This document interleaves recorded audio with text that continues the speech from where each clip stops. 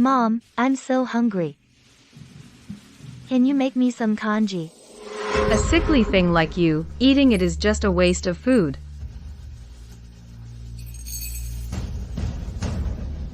That was my last bit of rice. I haven't eaten in 3 days. I'm begging you. Dying of hunger would be better. Save the food. A hen lays eggs to earn money. That's more worthwhile than keeping you. Mom, I'm kowtowing to you.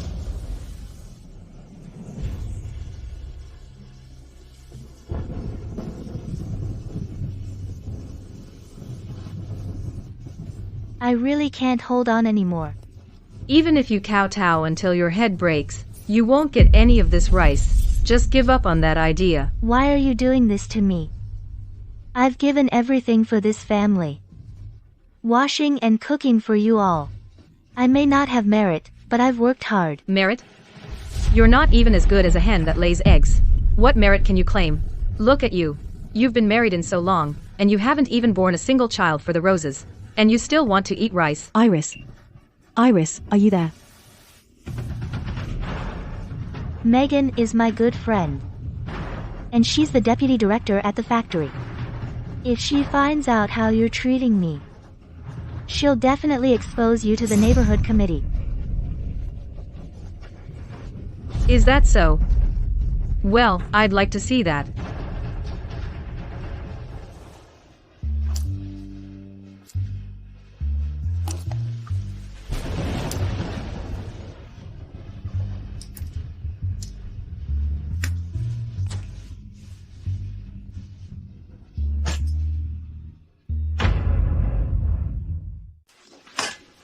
Iris. You. How did you get yourself into this state? Megan. Ryan doesn't care about me at all. And they're keeping me locked up here. I have pneumonia. They won't even give me medicine. You lazy sicko just don't want to work. She took the last bit of rice I had and fed it to the chickens. Megan. You're the deputy director of the factory. Go to the street office and report them.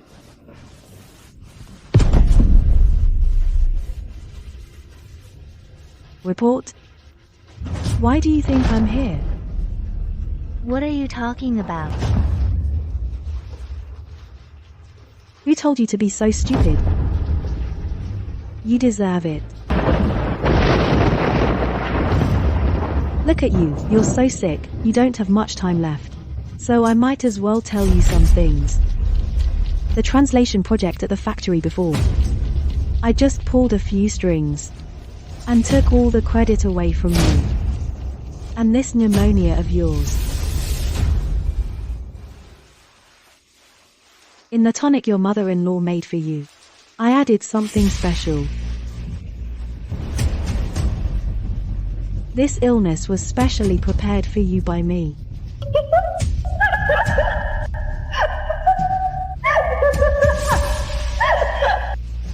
I thought of you as a sister. Why would you do this to me?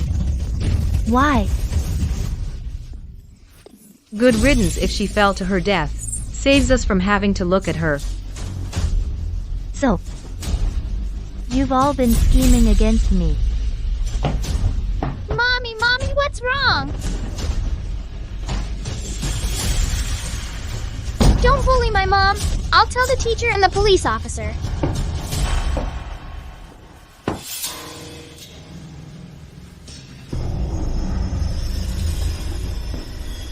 Dad, they're bullying Mom. Let's go beat up the bad guys. Be good, go eat first. The chicken leg will get cold. I don't want chicken legs. I want to protect Mom. Come on, let's go with Grandma. Mom, let's go. Ryan. Why are you doing this to me? Honey. Tell her.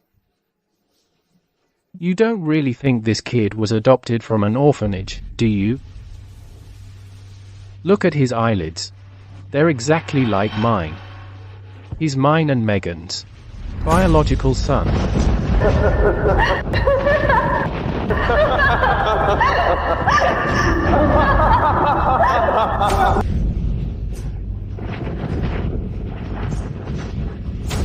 Impossible. No way. The infertility medicine I gave you was all fake. It only made you even more infertile.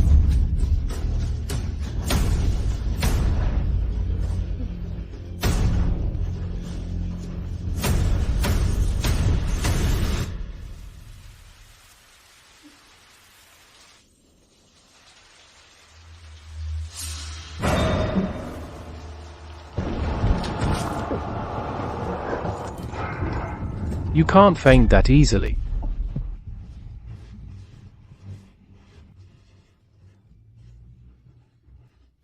You'll all die a miserable death. I'm going to report you. I'll make sure you all go to jail.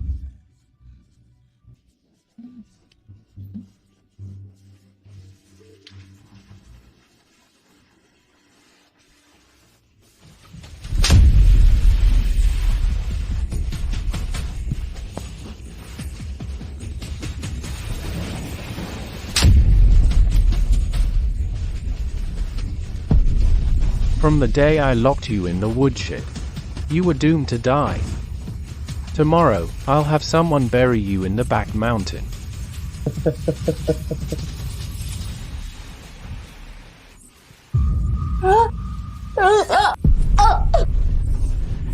Next month, Megan and I will get married.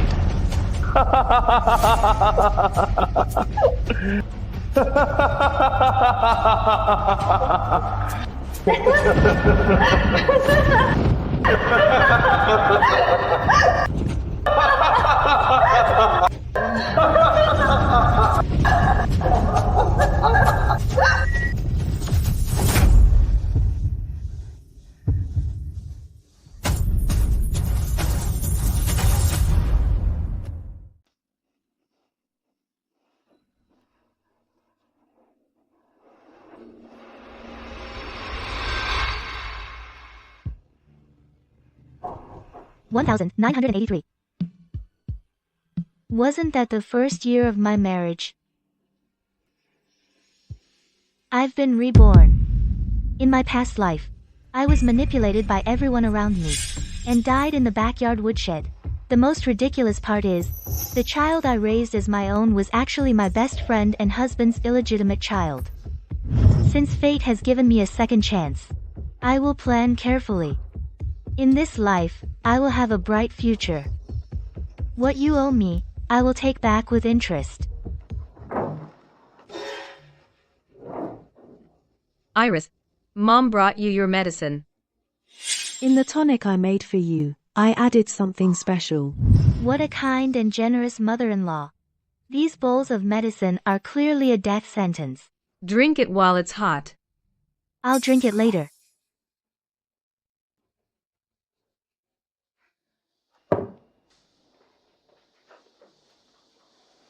Iris, I heard that your workplace is giving out housing allocations. Look, this courtyard is plenty spacious for you and Ryan. It would be a waste not to use the new house allocation. Why not give it to his younger brother Ethan? When Ethan gets married, he'll need a place to live, right?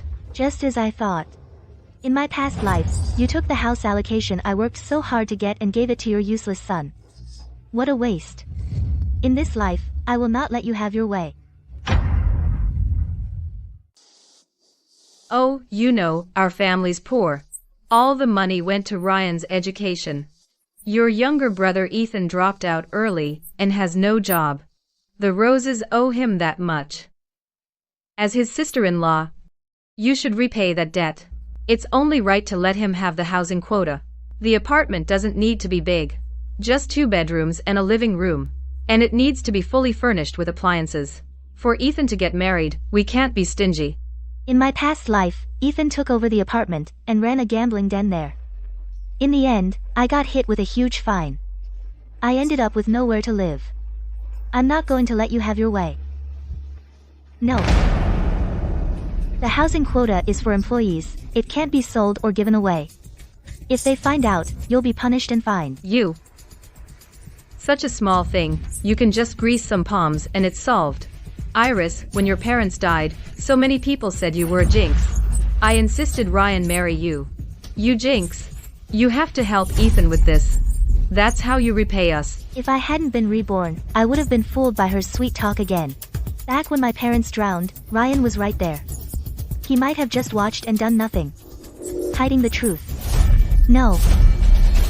Come on, let's go. Let go. You're coming with me.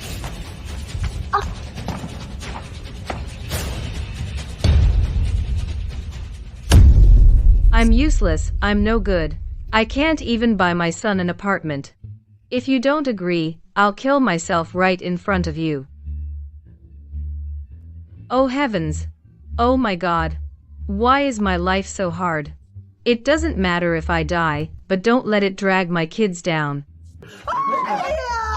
Oh, Mom. Mom, don't kill yourself. What's wrong, Mom? Don't do anything rash. Don't do anything stupid. What are you doing?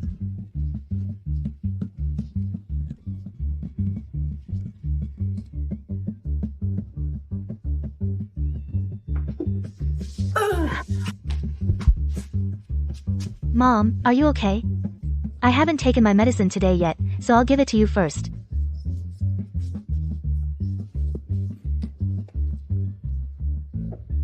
This medicine. You want to kill me? Isn't this the tonic you brewed for me? Are you saying it's not a tonic? Oh my God. I'm so miserable. This unfilial daughter-in-law is driving me to hang myself. When Ryan comes back, I'll have him demand an explanation. Then let him come and demand an explanation. Ever since I married into the Rose family, I've handed over my monthly salary and allowances to you for safekeeping. I haven't even bought new clothes. I've been eating leftovers every day. And now, even the housing allocation quota from work you want to give to my brother-in-law Ethan. Even if you hang yourself, I can't give up that quota. Even if you hang yourself, I can't give you that quota. Hey, listen, the meat from the state-run store these days, you've bought it all up, haven't you? Huh, at least leave some for Iris, will you? I saw it. Your son's lunch. The meat in his lunchbox was piled high. Nonsense. What do you know? Ryan does manual labor every day. If he doesn't eat enough meat, his health will collapse. This woman is idle all day. She can make do with plain porridge and pickles. Back in the hard times, they would have been fighting to eat that. Besides, I'm having porridge too, am I not? Women, they need to know how to manage a household. Money must be saved for where it counts. Don't you agree? Ryan does manual work, so he needs meat, and I work every day. I should just eat the wind. My salary for the past 6 months, where did you spend it all? Today you must explain clearly. How about this from now on? The family's money, I'll manage it so you don't take my salary and treat it like your own to subsidize your younger son. While letting me, the one who actually earns a salary, go hungry. There's nothing left. Every month it's not enough.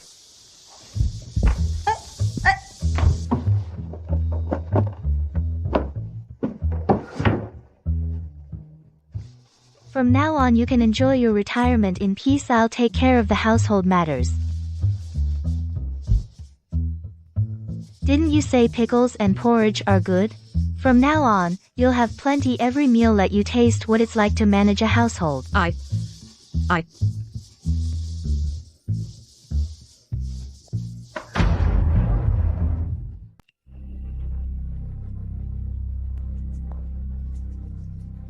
Next month, I'm getting married. To Megan.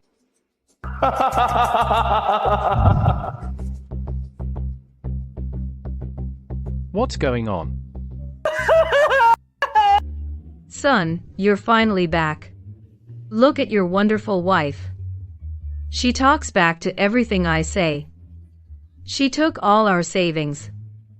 I can't live like this anymore. Please calm down, ma'am.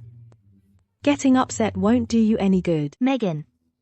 In your past life, you climbed over my dead body. In this life, you'll pay with blood. Everyone go back. This is a family matter, nothing to see here. Ryan, this isn't that simple. Your mom's been way too biased. Exactly.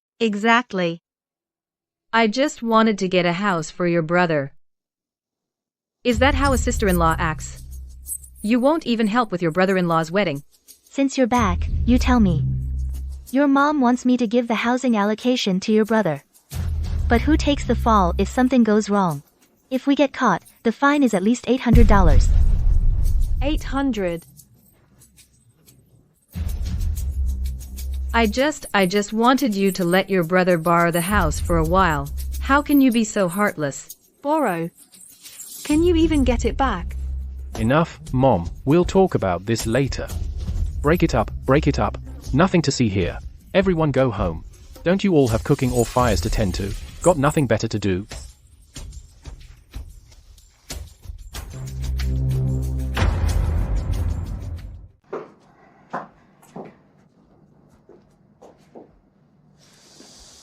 Iris, to be honest, this is really Ryan's fault. Mothers-in-law and daughters-in-law always argue.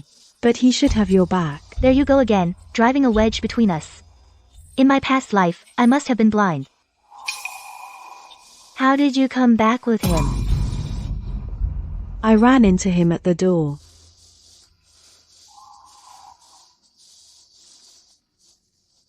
Iris, how is your recovery going? Our group's translation project, the deadline is tomorrow. You know, I'm really not as good as you. So I have to rely on you. Oh, by the way, I passed by a store and saw this dress. I thought it would look great on you. Same old tricks. In my past life, it was this dress that tricked me into staying up all night translating. In the end, she took all the credit. She stepped on my achievements and climbed her way to deputy director. And she got me fired. But in this life, I won't let you have your way. You'll reap what you sow.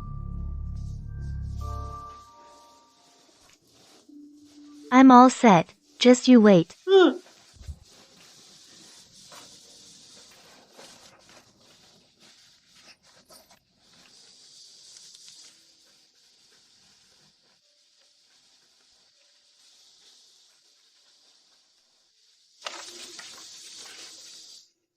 They never expected that in my past life, I not only mastered English but also taught myself French.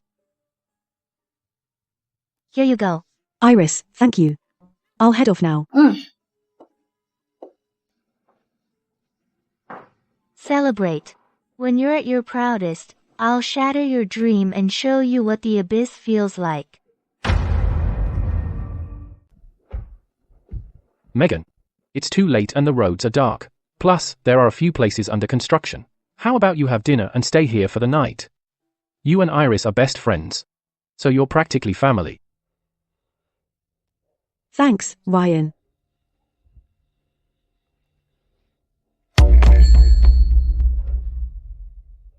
Last time. Those 2 romance novels you wanted to read. I borrowed them. I'll bring them to your room tonight. You remembered, Ryan.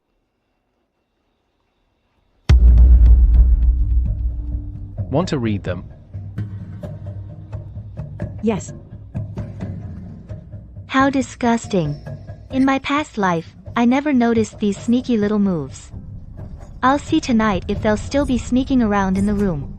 Megan, have some more meat. Look how skinny you are. Unlike some people, who just lays around at home and contribute nothing to the factory. What a waste of food. Thank you, Auntie. You're so kind to me. Mom, what are you saying? But Megan should drink more of this soup. Megan never rests anywhere. Look, her eye sockets are sunken in, she must be exhausted.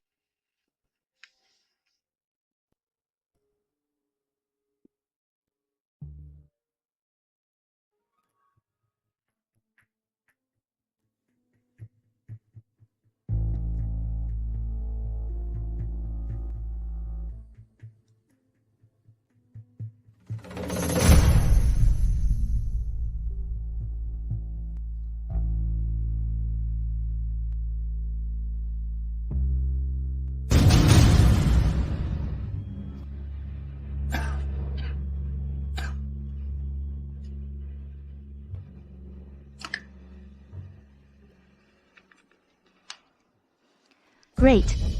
In my past life, you were sneaking under the table. I thought you touched by accident. In this life, you're still carrying on right under my nose, playing me for a fool. Since you're asking for it, I don't mind giving you a push. This show is just getting started.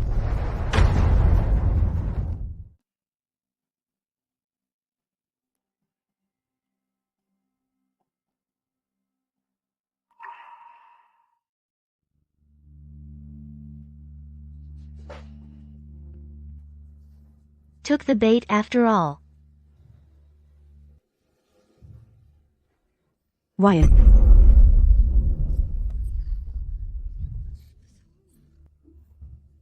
What if Iris hears us? Don't worry, she's sound asleep. She can't hear a thing.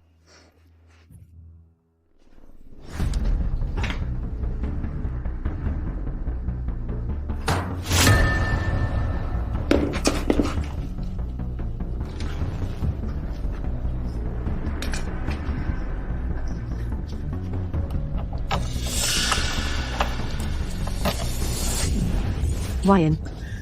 What's going on? This smoke is choking me.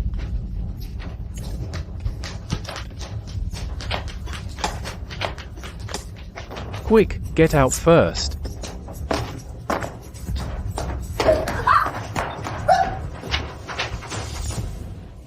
Fire! Help put out the fire! Help! Someone, please! What's wrong? Megan's still inside. I called her but she didn't answer. She might have passed out. The smoke's so thick, she's probably unconscious. Move aside.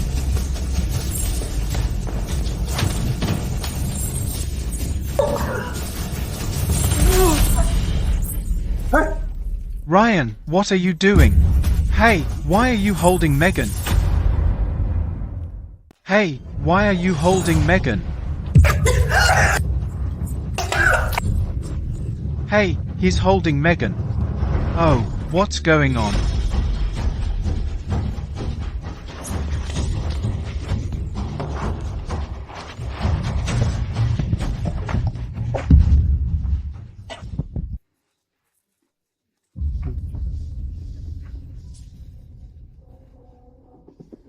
Everyone, please don't misunderstand. Yes. I accidentally knocked over the coal stove. There's no fire. Go back to sleep, okay? Ryan, why are you lighting a coal stove in the middle of summer? Oh, Ryan. You and Megan were inside, all alone, a man and a woman. What were you doing? That's right. So late at night, so shady. Scandalous. Ryan, how can you face Iris?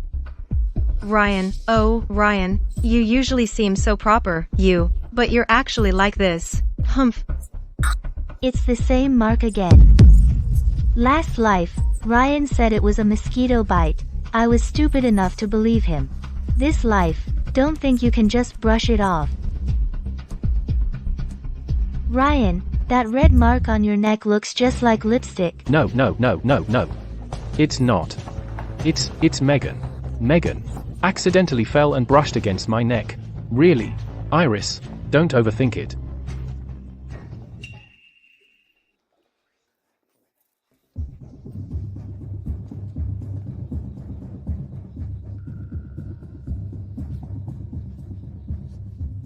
Iris, let me explain. It's all a misunderstanding. Iris, isn't your birthday in a few days? Ryan came to find me specifically to plan a surprise for you. Who believes that? Hey, move aside, move. What's all this noise? How could my son do anything to wrong his wife? This must all be a misunderstanding. Iris, I didn't expect things to blow up like this. The one around your neck is my favorite necklace. I only mentioned it to Ryan once. I can't believe you actually bought it for me. Is it for me? Well. Yes, this is the birthday gift I specially prepared for you. That's right. Ryan was afraid you wouldn't like it. So he asked me to try it on.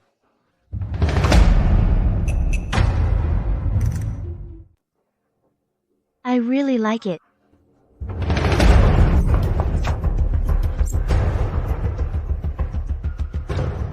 Megan and Ryan must be exhausted. Shut in their room late at night, turns out they were preparing a surprise for me. Yeah, right. Who'd believe that? What are you pretending? I think there's something fishy. A man and a woman alone late at night. Only Iris is kind enough to believe you. Humph, you think we can't see? All your dirty little secrets. That's right. Don't talk nonsense. It's all a misunderstanding. I have things at home. I'm leaving now. Enough. Stop butting in. Go home and go to bed. Go back, go back. Like we care. Nosy.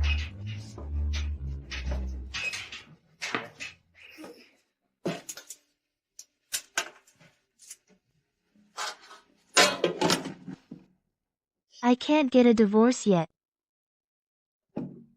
Ryan is a key technical worker at the factory. He's built a reputation as a model husband. Tonight's incident at most makes him questionable in conduct. Divorce would be too easy for him. He'd still be riding high. He could even openly be with Megan.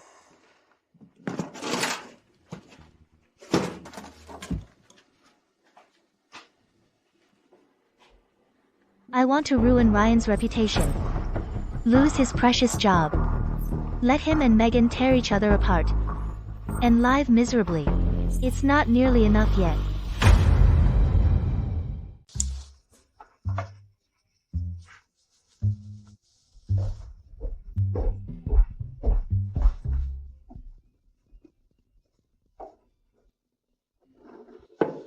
Iris. Last night, it was really a misunderstanding. Ryan and it's not what you think. I know. You were planning a surprise for me, weren't you? How come there's a birthday surprise? Besides a gold necklace, is there also a jade bracelet, pearl earrings?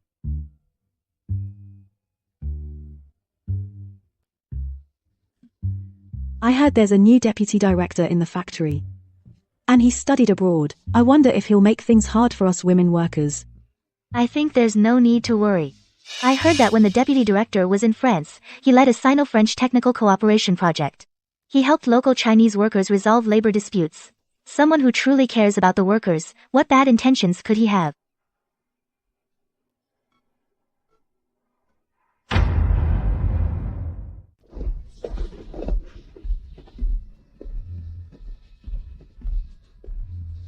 This croissant is misspelled. There's an extra T. Nonsense. Engineer Lee translated it. He's the most senior in our factory. I trust Engineer Lee's work too. Iris, just stop nitpicking. In French, "isant" is an adjective suffix. It should be the noun, croissant here. And this, pain au chocolat, is also wrong. There shouldn't be a space between the two letters. What's the big deal about a space? As long as people understand. Making a mountain out of a molehill. French requires precision. A space can change the meaning. Pain au chocolat is a set phrase. Separating it is wrong. And from a French grammar perspective, when an adjective modifies a noun, there are rules about placement. What do you know? You're just spouting nonsense. Megan, I've always told you not to spend all your time on makeup. Read more books when you have time, look things up, otherwise, you'll just make more of a fool of yourself. Humph, mind your own business. Hey, Mr. Gary. Come take a look. She says there's a mistake in my translation. She's right. It is indeed a spelling mistake. This blackboard is for foreign guests. Embarrassing ourselves hurts the factory. Looks like we have hidden talents in the factory. Hello. Hi, I'm Gary. Hello, Iris.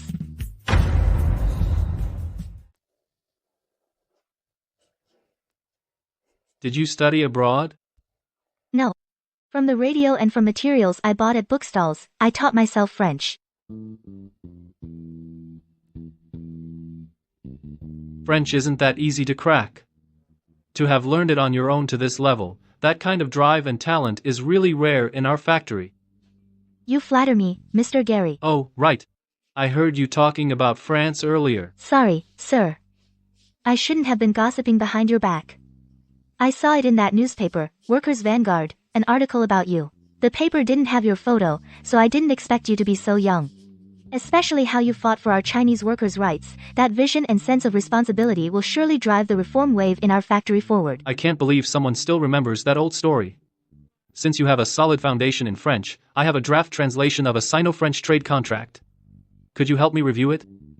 The factory is negotiating equipment imports with a French company. It can't be delayed. No problem. Iris. You'd better go home and see. Your mother-in-law has brought some people and they're moving stuff into your room. And your brother-in-law too. I think they're planning to take over your empty room. Hurry up. Judging by the look of things, there might be a conflict. She might not be able to handle it alone.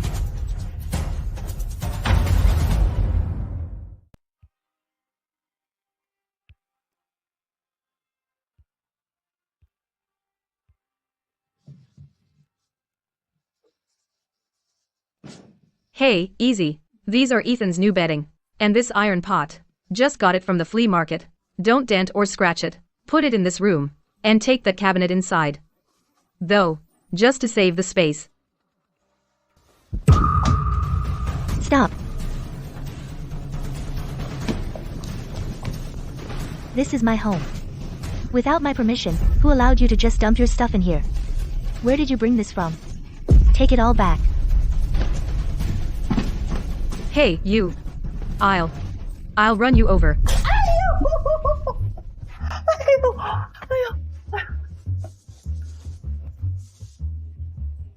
You married into the Rose family, so this is my home too. I'm letting my son move in. What's wrong with that? Besides, I asked you to lend Ethan the work quota, but you refused. So, my son moving in with me, what's the problem? Get this straight. After I married Ryan, you moved into my house. This house is in my name. If you want to take care of your son, pack your stuff and go to his place. I don't care. But moving into my house? No way.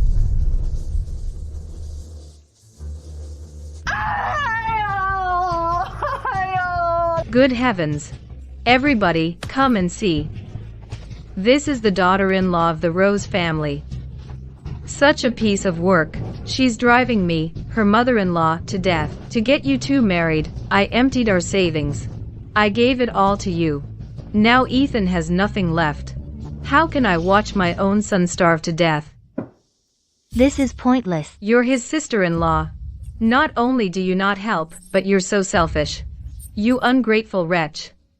If Ethan hadn't sacrificed, would Ryan have had the chance to study? And this job, you owe him. You need to repay. And you're my daughter-in-law. How dare you talk back to me? Ethan, go inside. Ethan, go inside. Who dares? You Roses can pay your own debts. What's that got to do with me? When we got married, this house, including all the furniture and appliances, were all bought by my parents. You and Ryan just walked in with nothing. Stark naked. No bride price. Not even a decent watch. Oh, so Ryan married into the family? The Roses are such jerks. Over the years, everything you ate, wore, and used was mine. How dare you talk about draining the family savings?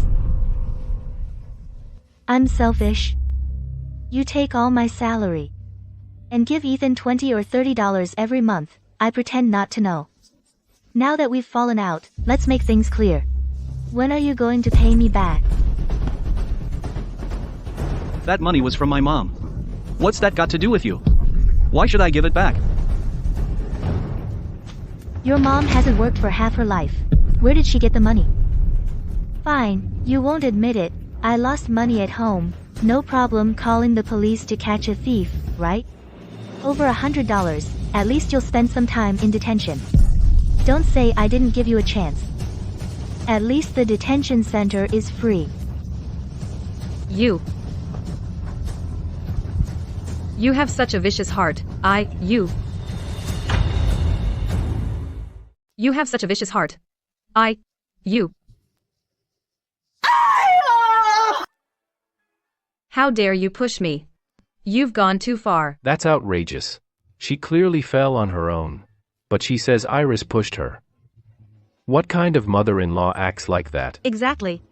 Where's everyone? Leave him alone. Move it. Move all these things inside. They're taking up space. As long as I'm here today, nobody's getting in.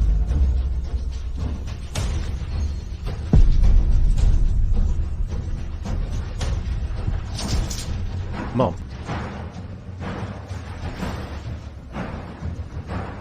Iris. Since when did you become so unreasonable? The room at home is just sitting empty. What's wrong with letting Ethan move in? We're husband and wife after all. Why be so particular? You weren't like this before. How did you become so impossible? This family of leeches.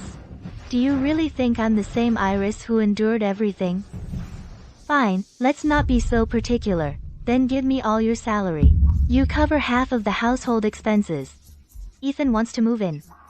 Pay me $80 rent each month. Then I'll let him move in right now. $80? Why don't you just rob me, this crappy room, and you want $80? Are you crazy for money? I'll rent it.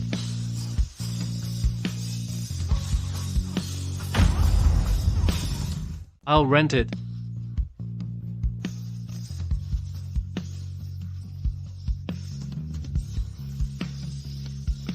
$80? I'll rent it. Is that okay?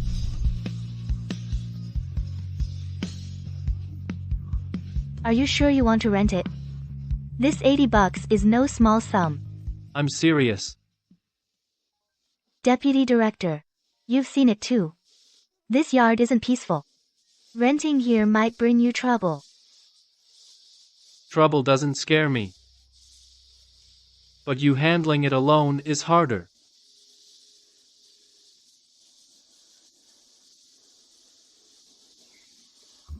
Okay. Then I'll pack up, move in a couple of days. Iris. You really are a shameless woman. Did you ask for my permission? And agree to rent it to him? The deputy director just arrived, and you're already trying to seduce him. You latch onto any man you see. Deputy Director. Sorry you had to see our family business. This house is not for rent. Please look elsewhere. You talk about shame. You? Iris, you bitch. How dare you hit my son? You have no parents. Are you trying to kill my son too? My poor son. He actually married you. A cold-blooded woman. You won't even give us a house. You've lost all decency. Married a bad wife. She's a curse on 3 generations. These neighbors are all very sharp. I used to think my mother-in-law was a good person. Now I see her true nature is so ugly. Combined with what happened before, it's not hard to see the Roses are scheming to take everything from me and leave me with nothing.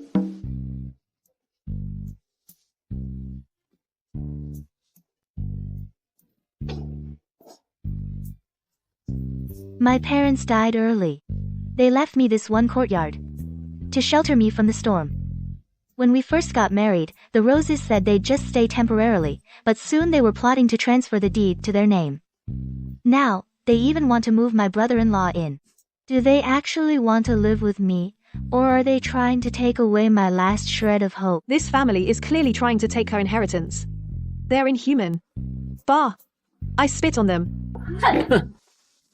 So all that kindness to Iris before was just because they wanted her parents' property. There's Iris's name on the deed. What are you folks doing squatting here? Poor Iris lost her parents. And now she's being targeted by this heartless family. Hey, you, the brother-in-law, how do you have the nerve to live here? I say this house should be rented to Mr. Gary. Yeah, Mr. Gary is a solid man. He's upright. Iris, you can let him stay without worry. Iris, if my brother hadn't married you, would you have such a good life now? According to you, the house my parents left me, and the salary I earn myself, I'm supposed to owe it all to the roses?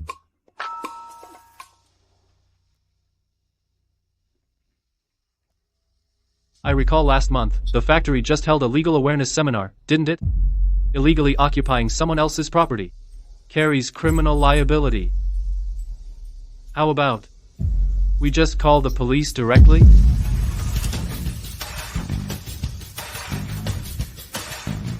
Ethan, go back first.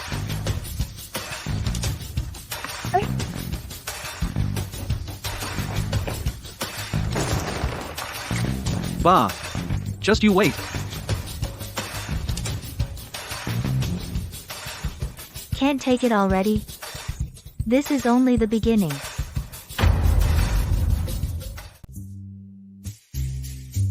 Hey, have you heard? The deputy director is staying in the wing room at Iris's place. $80 a month. That price is what a regular worker earns for over half a month. Tell me about it. Her mother-in-law was crying so miserably in the yard yesterday. As a daughter-in-law, she can't even stand her brother-in-law. All she cares about is money, and she calls herself a college graduate. She doesn't even have basic filial piety. Just for some rent money, she's completely shameless.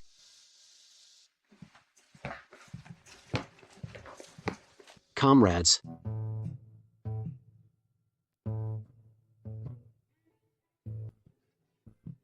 Comrades, let me introduce someone to you.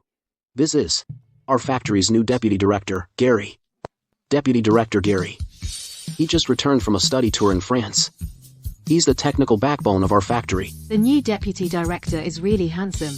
That aura just standing there. He's different from others. Who translated this document? Here you go. Iris, thank you. Very good. Deputy Director Gary would like to meet this translator. It's me.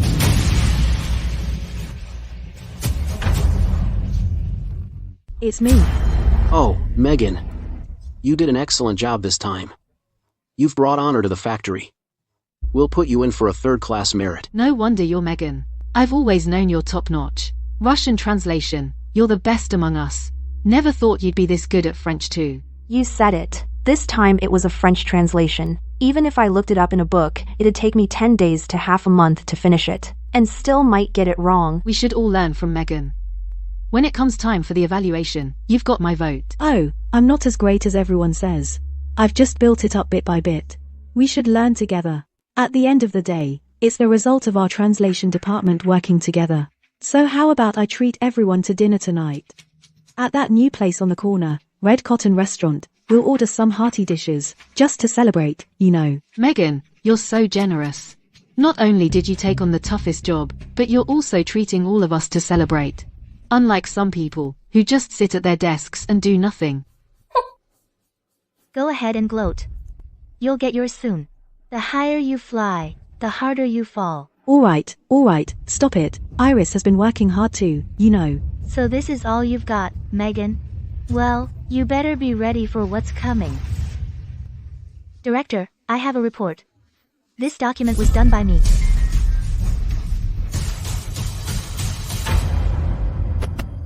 I completed this document.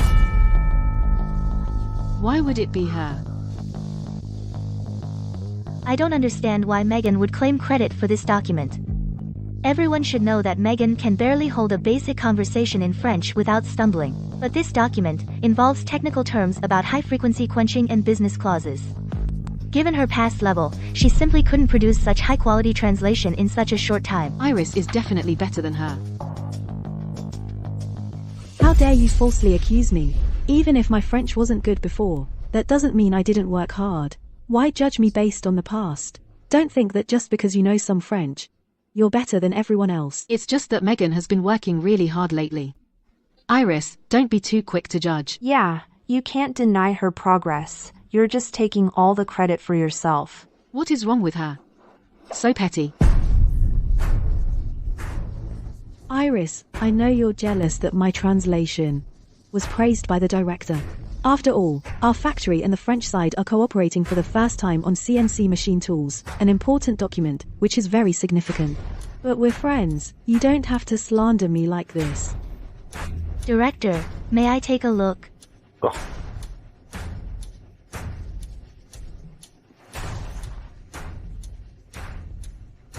Since Megan insists that she translated this document herself, then tell me.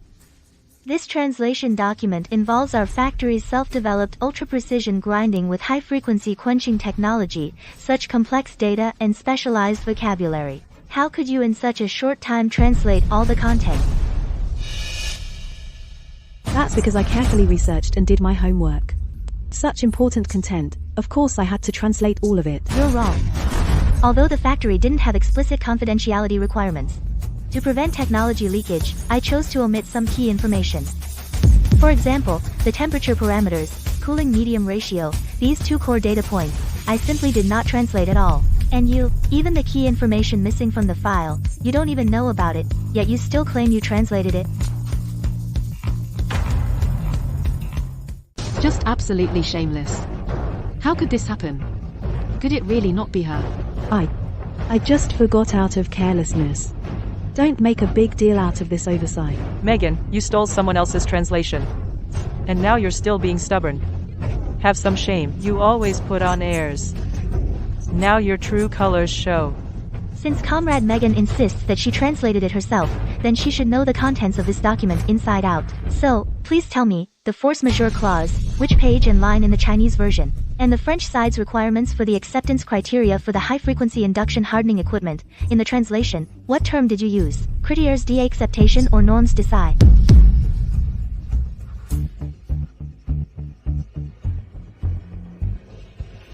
You translated it yourself, yet you can't even translate these basic terms. Why? At the time, I was word by word looking it up in the dictionary. It's normal that I can't remember now. Iris, you. Don't push it. Still being stubborn? You refuse to face reality. Then there's no room for your excuses anymore. Megan, guess what this French word actually means?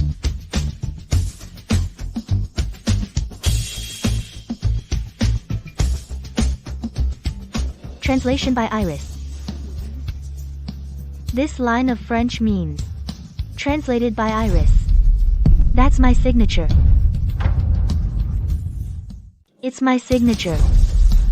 So, who exactly stole whose translation work?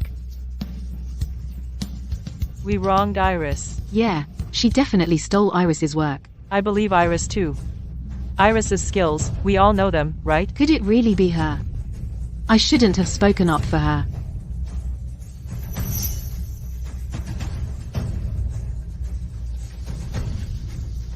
Here you go. Thank you, Iris. So she set the trap that day, waiting for me to fall into it. When did Iris get so smart? Had I underestimated her? Iris's translation skills are superb. And she's very meticulous. It seems the truth is already clear. Iris, I've been feeling unwell these past few days. My head's been fuzzy. I was fumbling when grabbing the files. Now looking carefully, I grabbed your translation by mistake. I really didn't mean to. Megan, you stole a coworker's work. That's a character issue. Half a year's bonus and this month's salary are deducted a major demerit, put into your personnel file. If it happens again, you'll be fired immediately. We don't need people with bad character. Iris, I'll get back at you for this. Megan, please watch your attitude. Grabbing the wrong file, sounds nice. Your true colors are showing, aren't they? Stealing. Couldn't come up with a better excuse? Megan, with acting like that, you should be in movies. It's really a waste.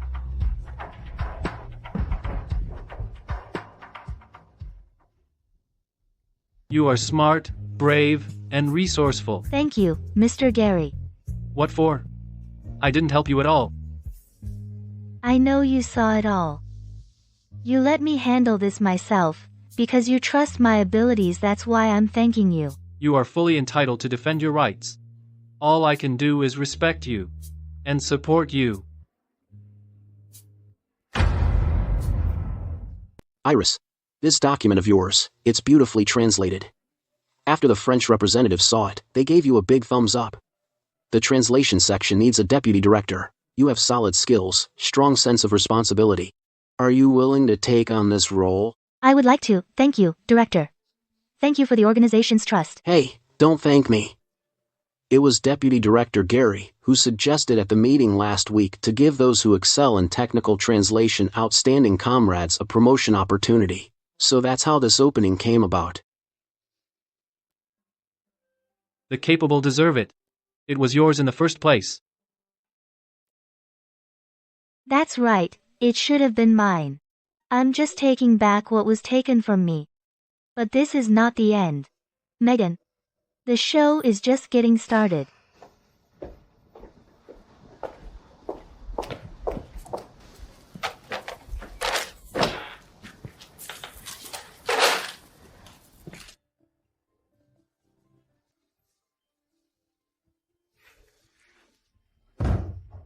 First, see if you're satisfied. If you think it's not good, I'll refund your rent. Very satisfied. The room faces the sun, the windows are big, and ventilation is good. Being able to rent this room $80. No loss. That's good. Then let me tidy up a bit more. No need to tidy up. It's already very clean. Let me handle the rest myself. How can that be? You're the deputy director. I can't let you do the work. Let me do it. It's just a little work. Iris, you go rest outside. Have you eaten? I'll make you something to eat. This $80 rent is really not cheap. I feel like I'm taking advantage. Sure, I'm a bit hungry actually. Alright, you keep tidying up, I'll go cook.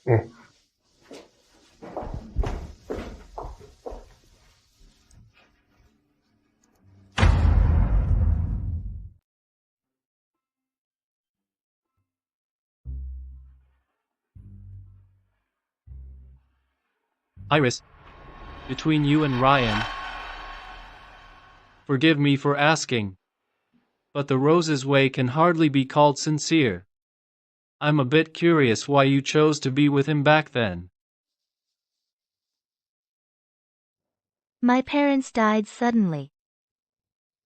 That summer's heavy rain capsized our family boat in the river.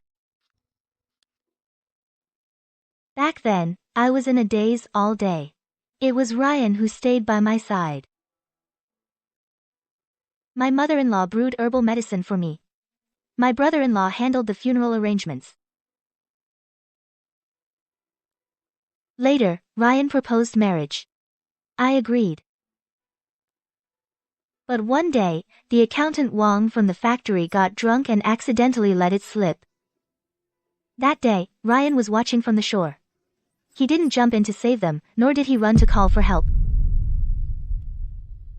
They probably wanted to take everything. All these years. You've endured a lot, haven't you? I once had a dream. In the dream, I was terminally ill. I was driven to live alone in the woodshed. But they wouldn't spare even a single grain of rice to give me. Let her starve to death. Save the food. This illness is something I specially prepared for you.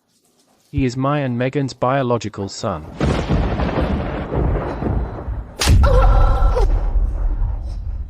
Later.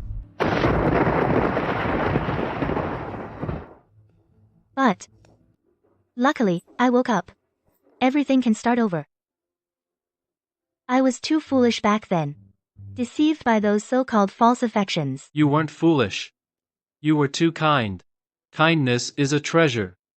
But without sharp edges, it becomes bait for wolves and tigers. But now, There's light in your eyes. And confidence in your heart. That's good. Thank you. So this is what it feels like to be understood. It's like walking alone in the dark for a long time, finally seeing a light turn on. Iris. Iris, something's wrong. My husband just came back from the alley. He said he saw your brother-in-law leading a group of people heading this way. Ryan is among them. It looks like he wants to help his brother move in by force. It seems they timed it with the day I moved in. They're trying the same trick again. They wish. I won't let these leeches succeed.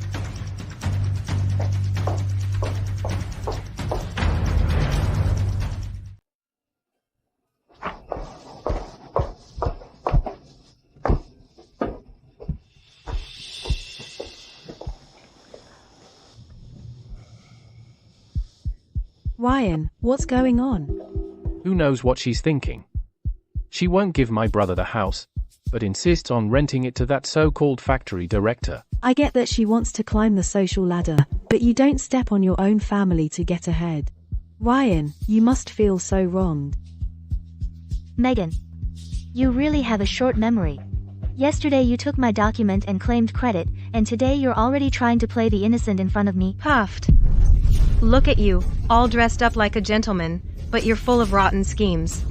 You never know what's in someone's heart. Daring to steal someone else's work, your heart is blacker than ink. This is all a misunderstanding. I've already explained it. Iris, why do you keep holding on to this? Oh? A misunderstanding? Then why would the factory give such a harsh punishment? Withhold 6 months of bonuses and this month's salary, a serious demerit, put it in your personal file, a warning and dismissal? Do you take us all for fools? Exactly. Her character is really bad. I can testify to that, HMPH. Yesterday at the factory director said it in front of everyone, this matter is set in stone. Still trying to deny it? Geez, oh my god, put in the file. That's a stain that follows you for life. From now on, forget about being rated advanced or getting a raise. It's all over. Isn't that right? This serious demerit, every stroke in the file is recorded clearly. No matter where you go, you can never shake it off.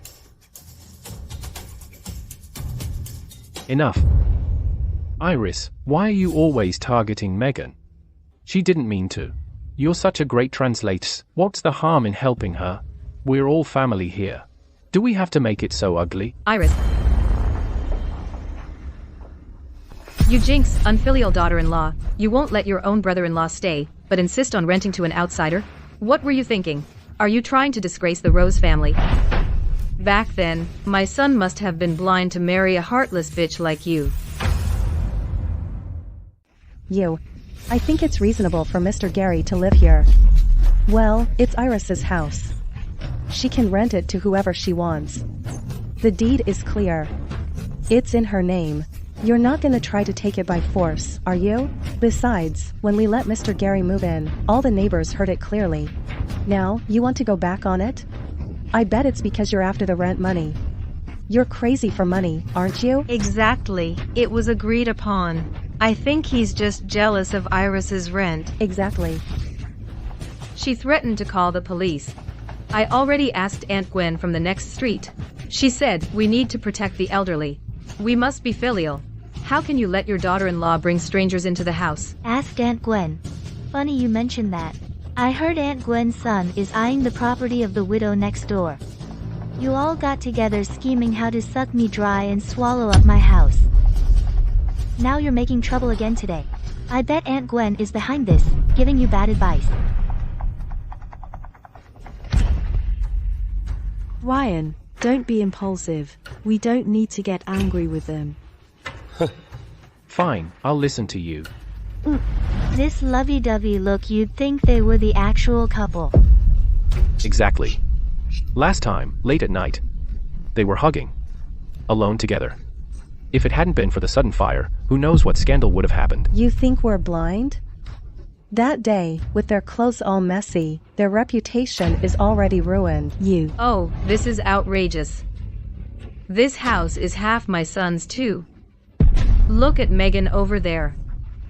She's not as ungrateful as you. If Megan had married into our family back then, we wouldn't have all this trouble. Mom, don't talk nonsense. Megan is Iris's best friend. Some best friend. She doesn't take my side. Instead, she takes an outsider's side. She knows Ryan is my husband. And yet she's all flirty with him. What proper behavior? What a little vixen.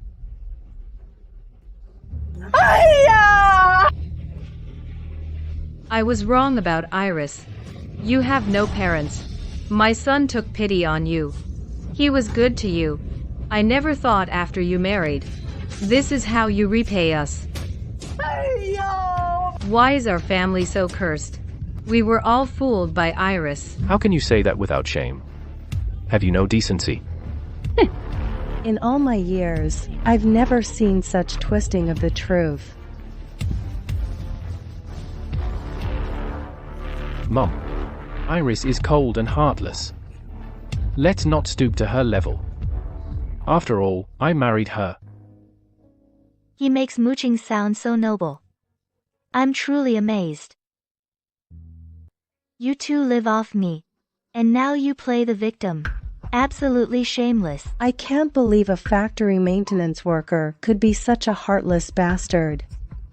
Pa, I should report this to the director. So he knows you'd cut corners or sabotage the factory for your own gain. This is our family matter. Besides, Iris isn't as simple as she seems.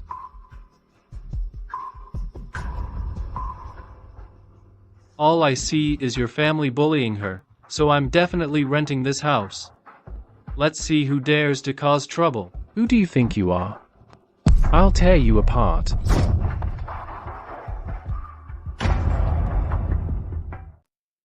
He's so brazen. And he wants to hit someone. I heard Mr. Gary is from the capital. He's well connected. And he dares to act so arrogantly. This is gonna be good. Ryan. He's probably in trouble. As a factory technician, skill is important, but character is more important. This factory won't tolerate people with flawed morals. Additionally, your mother just insulted Iris. Shouldn't she apologize? Mr. Gary? Sorry to interrupt. Is Mr. Gary here? Simon.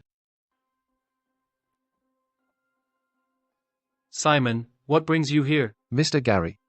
The Soviet experts just sent this over. The equipment calibration parameters. The director is urging you to sign off. There's a coordination meeting tomorrow. No one's protecting you now, huh? You want me to apologize to you? In your dreams. Mom, stop it. Just apologize. Apologize to her. On what grounds? I'm old and frail. And let you bully me. Heavens above. How can you turn a blind eye? Oh, Auntie, calm down. Don't let it get to you. Since Iris won't let it go. I'll apologize on your behalf. After all, your family. No need to be so petty.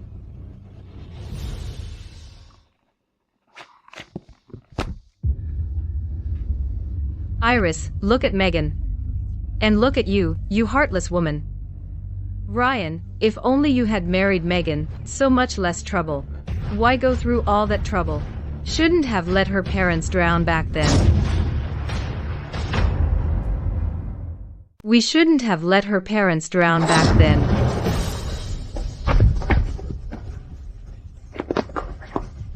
You.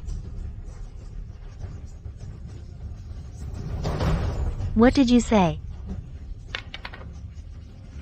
This. There's something fishy going on here. No way. They're actually involved? My mom was just rambling. What she meant was she blamed me for not saving your parents. I should have known.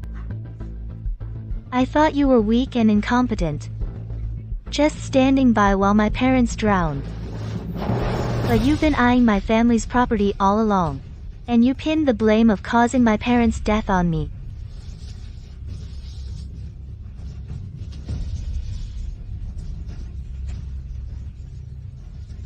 Simon, I need your help with something. About Iris's parents drowning back then. I need you to investigate thoroughly. I also heard there was a witness who saw Ryan at the scene. I want you to look into that too. This matter is of great importance. Be careful. Don't worry, Mr. Gary, I'll do my best. Fine. Since you're going back on your word because of Aunt Gwen, then I'm calling the police right now. Let's all go to the station and sort this out, investigate together. My parents drowning, I want to see if the law will protect you wolves. Iris, don't be rash. Ethan can't stay here. We were husband and wife with deep bonds. Let's talk it out. Don't call the police.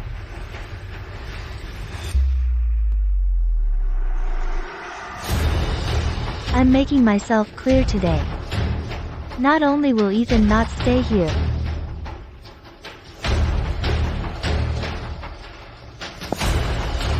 all of you have to move out. You all have to move out. Iris, don't be impulsive. The day your parents drowned back then, I really just happened to be passing by. I can't swim. I could only watch helplessly. I blame myself too, you know. Ethan's not staying anymore. He's not staying. Mr. Gary can rent if he wants. But Mom and I can't move out. We're married now. We're family. Oh, everybody, be my judge. The daughter-in-law is kicking out her own mother-in-law. Is there any justice? This is my house. I have the right to decide who lives here and who doesn't. So you don't want to move, huh? Then I'll go to the neighborhood office tomorrow and file for divorce. According to marriage law, none of you can stay. Iris, no divorce, no divorce. I have feelings for you. Ryan. We can't divorce now. Wait until her property and savings are in hand, then we'll talk. Oh, those whispers, what a pair of lovebirds. Stop slandering me. You're the one who's unfilial to your mother-in-law, with a venomous heart. If I had a mother-in-law, I would definitely treat her like my own mother. Wash clothes, cook meals, serve tea and water, and never let her suffer the slightest grievance. Megan, you're the best. I finally see clearly now. If only I had known. I should have married a good girl like Megan as my daughter-in-law. Bah. Did you all see that? The true ugly faces of this family can't be hidden anymore, can they? I told you long ago, these two have been hooking up and ganging up to bully Iris. Moving out is right. Otherwise, who knows how they'd bully Iris? Right. The house is clearly left by Iris's parents. The Roses have shamelessly mooched for so long. It's time they moved out. Mom. Don't say another word. If you keep talking, I'm finished. What did I even say? I only did it for your own good. For my good? I think you're doing it for Ethan, for your own selfish reasons. What are you talking about? The dog-eat-dog show has finally begun. I don't care. Anyway, Ethan has to stay here today. You're his brother. You have to help him. Mom, Iris can rent the house to whoever she wants. Ethan is already this grown. All he does is loaf around. If you hadn't coddled him since childhood, doted on him like that, would he now be without even a proper job, just freeloading at home? Last month there was a job with the transport team. He only worked for 3 days before quitting because it was too hard. Now, what right does he have to ask for a place to stay? Ryan, what do you mean by that? So now it's my fault. Bro, that's uncalled for. When we were kids, the family was poor, the money for your schooling all came from mom scrimping and saving penny by penny. Now you have a job, a wife, and you look down on your own brother? Ethan, you really know how to pat yourself on the back. Look at yourself in the mirror. What have you accomplished all these years? You dropped out before finishing middle school, spending all day with those shady friends of yours, drinking, chatting, gambling. Over the years, how much of the family's money have you wasted? My poor Ethan, oh dear.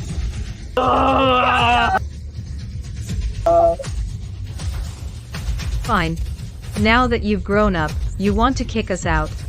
How did I raise such an ungrateful son? Enough. Get Ethan settled down and go find a job tomorrow. Instead of embarrassing yourself here.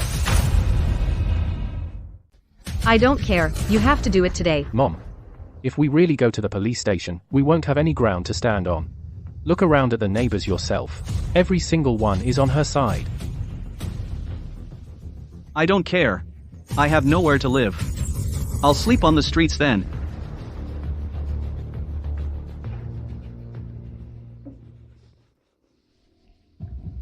Mr. Gary, Director Yan from the street office lives nearby. Why don't I contact him? Have him come over later. In a society governed by law, evidence matters. Property ownership, the cause of the dispute, can all be mediated at the street office.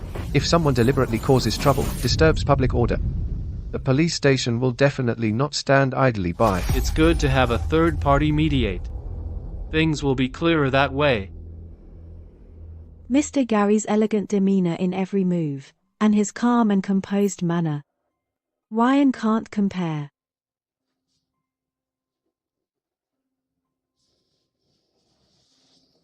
Mom, take Ethan to a hotel. Stay. Just go. Well. Oh, Megan. Hey, I remember your place is a 2-bedroom. It's such a waste for just you. You're so kind and generous, and Ryan's good friend. I'm sure you don't mind Ethan staying over, right? I'm sure you don't mind Ethan moving in. I was just making polite conversation. And you take it as an invitation. You really think this is a shelter? Megan. Why aren't you saying anything? You and Ryan are so close. Now his own brother is about to be homeless. You can't refuse to help, right? Auntie, I've been tidying up my place. It's a mess. Megan. You're such a good kid. Ethan has nowhere to go now. You can't just watch him sleep on the street.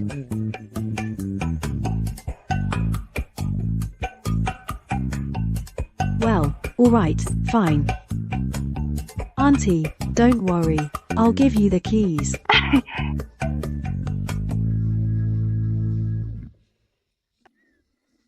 Megan is so thoughtful.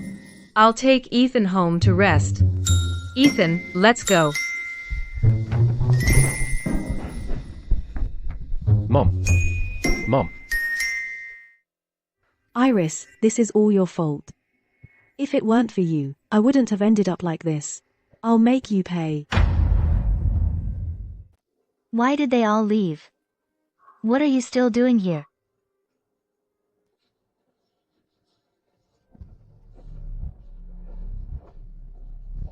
Mr. Gary, this house of Iris's, it's really nice. And it's close to the factory, so convenient for commuting. If I had known earlier that the deputy director wanted to rent a house, I would have persuaded Iris more. $80 a month is indeed a bit expensive. Iris should have given you a discount. Is this house yours? How much is the rent? It seems none of your business. From the way you talk, you sound like you're the owner.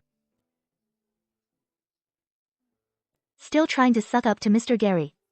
Too bad he's not Ryan.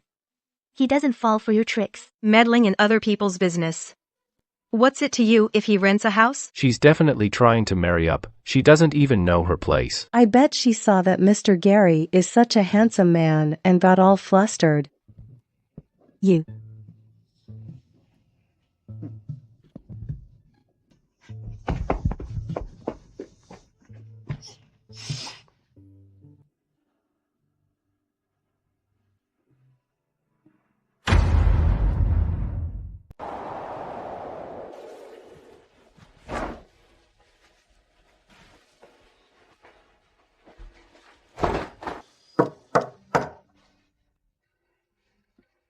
Mr. Gary.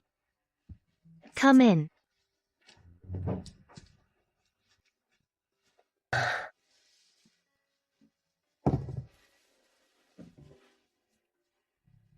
The boxes in the living room, I've moved them under the eaves, to keep them dry. Need help tidying up the house? No. Today's been such a mess. I've already put you out enough. You're a key member of the factory. and now we're neighbors, it's only right I look out for you.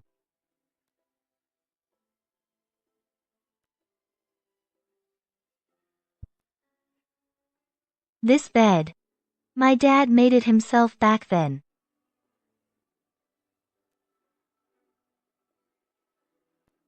The curtains. My mom sewed them herself.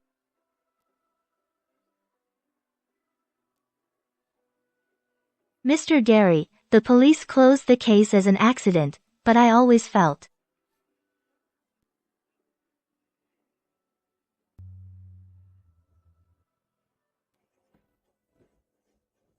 Don't worry. Leave it to me.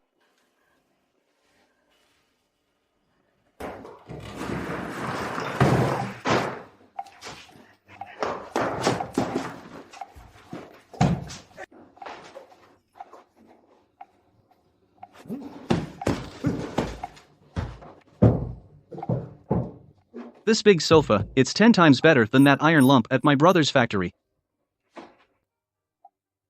Megan sure knows how to live. This furniture is way fancier than the good ones. Yeah! There's a piece of meat. I'll make Ethan braised pork noodles tonight. Great, great. Hey, Megan, you don't mind me taking a piece of your meat, do you?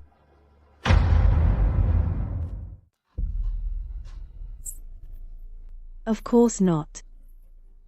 Megan is so nice. Look how thoughtful Megan is. Not like your wife, she can't even stand her mother-in-law.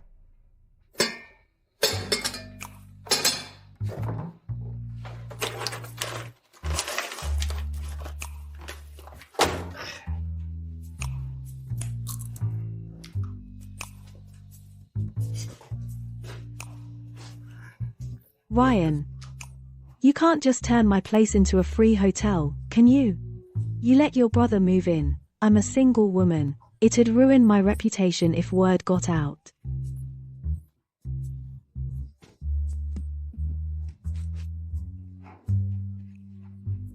Big bro. It's so comfortable staying here. If you'd known, you should have just stayed here. Megan is nice to us, she means well. It's still inconvenient staying here. It's not like we don't have a place to stay. Inconvenient. That Iris and the deputy director, Mr. Gary, they must have hit it off. The deputy director protects her like she's his own eyes. How can you go home? If you didn't have no home to go back to, I wouldn't swallow my pride and bring your brother to you, and I'd be shamelessly staying at Megan's. I have money. We can just stay at a hotel, right? A hotel? Why don't you just burn the money? Your father died young. I raised you with so much hardship, through all the struggles. Life was just starting to get better, and you start spending money like water. Have you ever considered your own mother? Enough. I'll go talk to Iris again. Right. Tomorrow, she must admit fault first. Iris, this is all your fault. Leaving me this mess, trashing my house like this. I'll make you pay tenfold for this.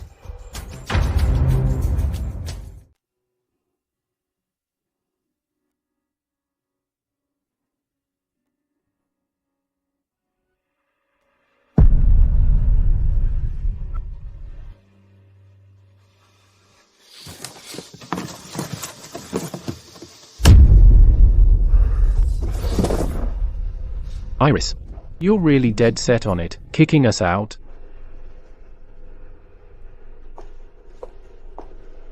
You're just in time. Hurry up and move your stuff. It's taking up space. When you're done, we'll go to the sub-district office. To the sub-district office? For a divorce. The newly revised marriage law clearly states, if the couple's relationship has broken down and mediation fails, divorce will be granted. Our situation will be clear to the sub-district office staff at a glance. I don't agree. They're at it again. Let's go see. Let's go see. Iris, you're crazy. We had a good life going. Why get a divorce? What's going on? This family has so much drama. What's the situation? You're just in time. Whether you want to or not. Today we're getting divorced. the grievances I've suffered all these years, it's time the neighbors hear about them and judge. Ryan, do you really think I'm a fool, who knows nothing? Ryan, do you really think I'm a fool? That I don't know anything? Last time you two were sneaking around in the room, claiming you were preparing a birthday surprise for me, but that necklace was never meant for me, was it?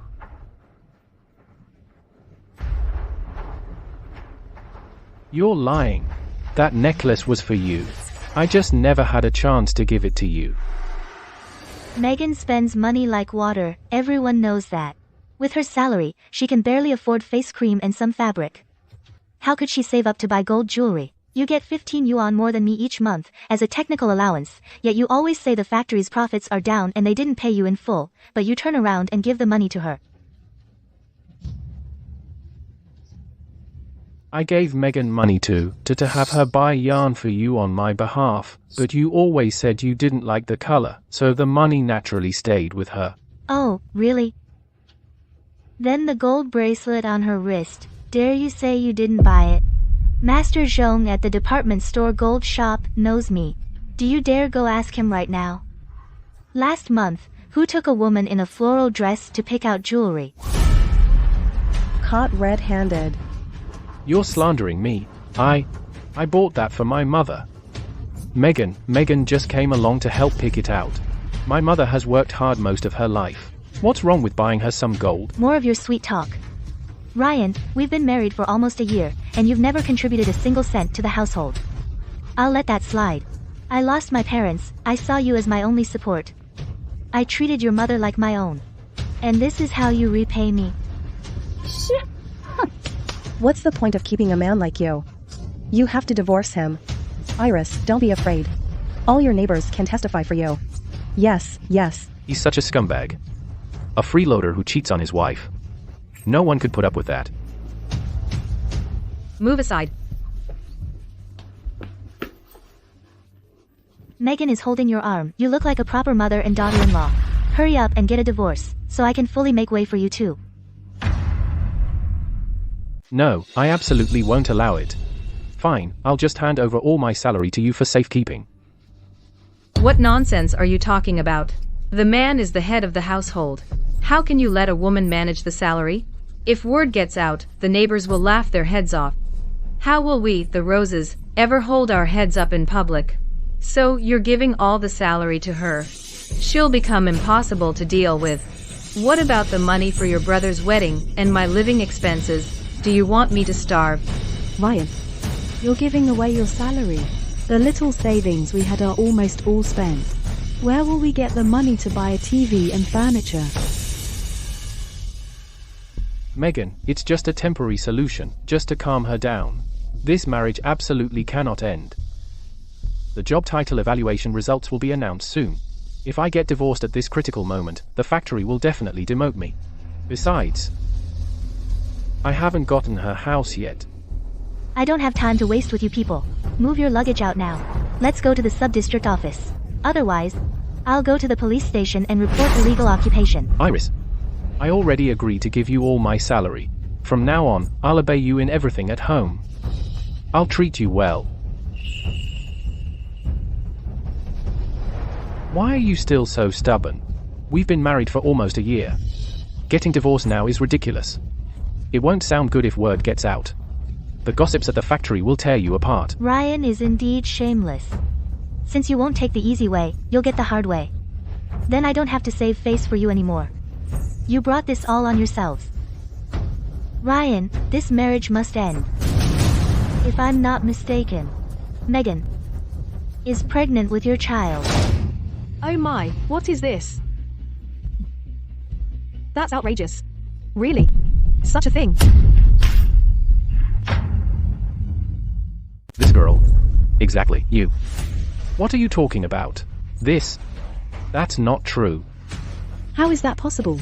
Even I only woke up this morning, feeling nauseous, and only then suspected I was pregnant. I haven't even told Ryan yet. How could Iris possibly know? Can she predict the future? No, it's impossible. In your past life, you secretly had an illegitimate child. Calculate the dates. That's exactly when you conceived. You want to divorce me.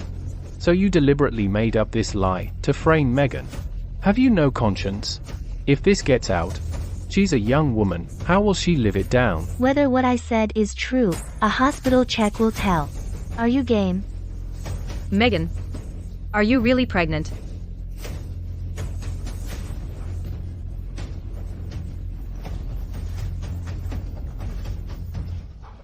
No, it's not mine. Iris deliberately framed me. Ryan, what are you talking about? Are you trying to dodge responsibility? Are you trying to shirk responsibility? Well, So that's how it is. what kind of thing is this? They're not even married yet. And she's already pregnant. A few years ago, they'd have been paraded through the streets for this. You're such a jerk. Exactly. He already has a wife, you know. And you still cling to him. Now look what happened. She got pregnant. Her life is ruined. That's right. In my opinion, this marriage must end. Humph, Iris, don't be afraid. Let's go to the neighborhood committee right now. Let them get justice for you. A man like this, you should kick him to the curb. What are you waiting for, New Year's? Divorce is better. Divorce. Get divorced as soon as possible. People like him.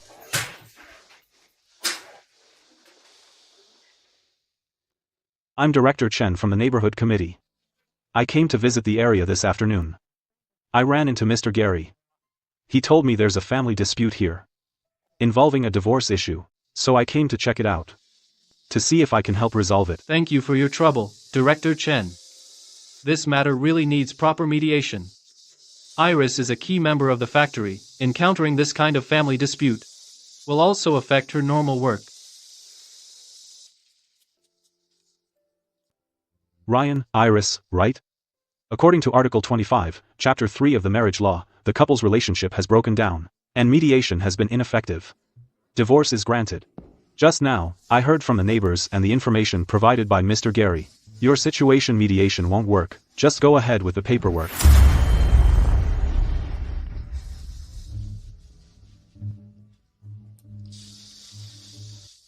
Ryan, we've been married for years. It ends today. Here is the divorce application. I've already signed it. After all these years of marriage, Ryan, counting the years from our past lives, we've been husband and wife for 8 years in total. The love and affection of husband and wife, the bond of family, have all been destroyed by you. Now we've come to this point. It's all the consequence of your own actions.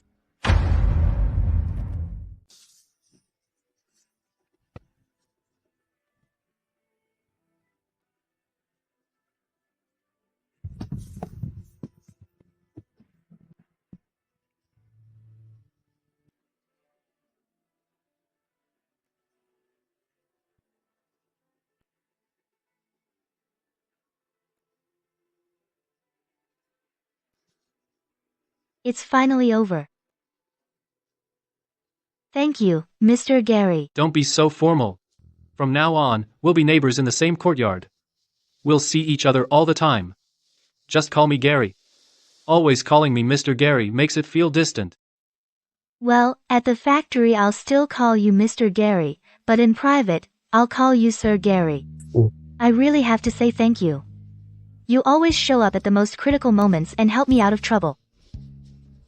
They brought it on themselves. If it weren't for Ryan's affair during marriage, and his family's greed for the property, they wouldn't have ended up like this. By the way, how did you know Megan was pregnant? They've been sneaking around behind my back for so long. It's only natural that something like this happened. So you guessed? More or less. Do you remember I told you I had a dream? In the dream, Ryan and I adopted a child. I treated him like my own. But later I found out. He was Ryan and Megan's illegitimate son. Let's not dwell on that. I'm divorced. That's great news. There's a new restaurant called Red Cotton on the corner ahead. Let me treat you to a meal. Consider it a celebration of my regained freedom. Sure.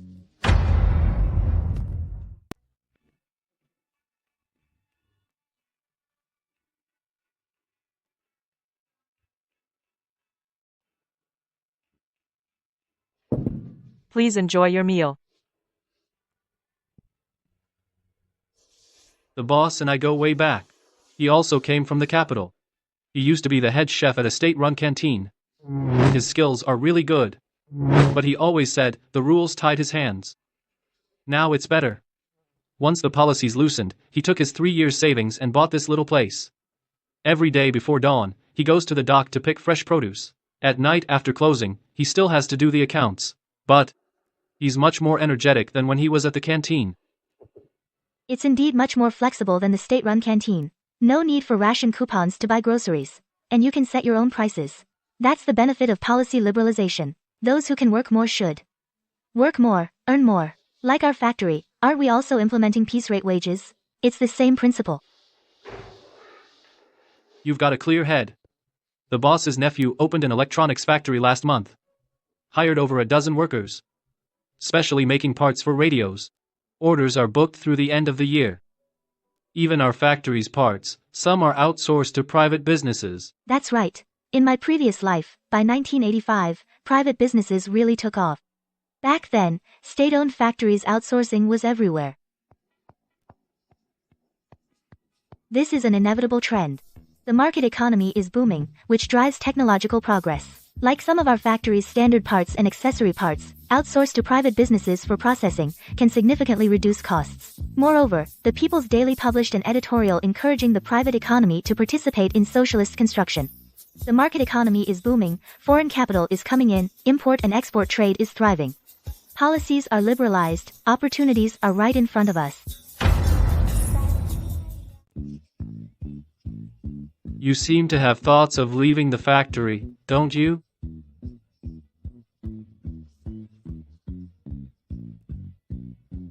Do you think my idea is crazy? After all, a secure job at a state-owned factory, who wouldn't want that? I mentioned this idea to Ryan in my past life, and he scolded me for not knowing what's good for me. Turning down a secure job at the factory, my whole family pointed fingers and called me crazy. But it's only 1983, so it's normal to think this idea is crazy. No. So you support my idea, right? In this era, many people lack not technical skills, but rather, when faced with opportunity, vision, courage, and decisiveness.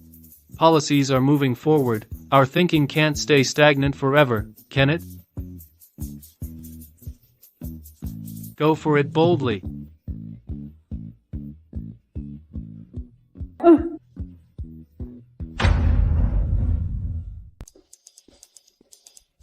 Everyone, come here for a moment. Just now, we received a notice from above.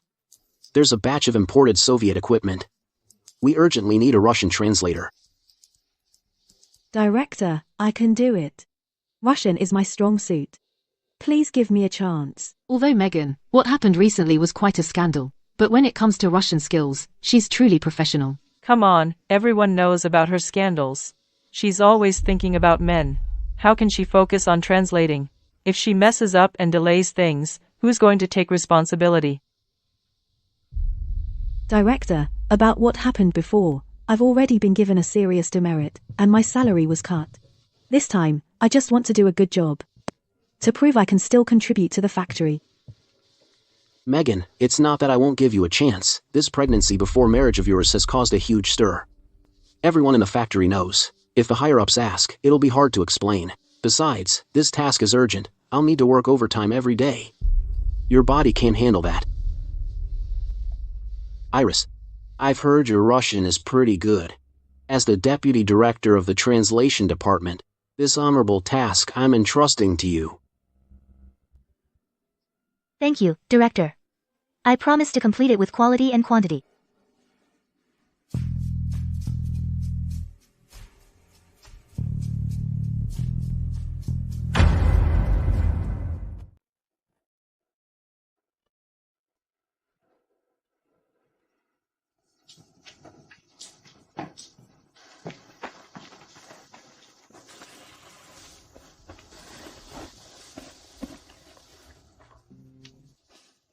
I'll just do it myself.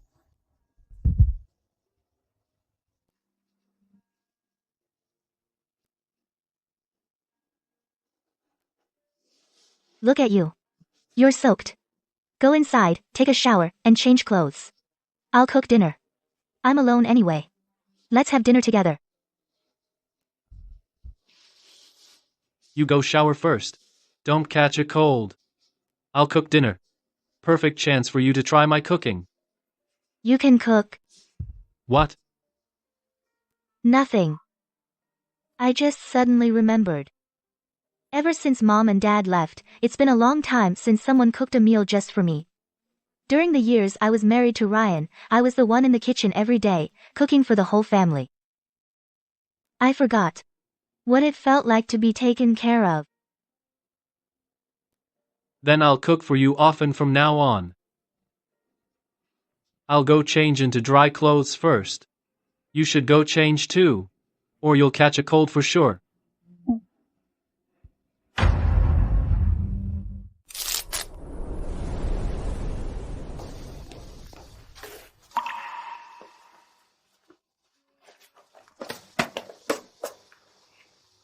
Gary left this behind. I didn't expect his handwriting to be so beautiful. The strokes are strong yet elegant.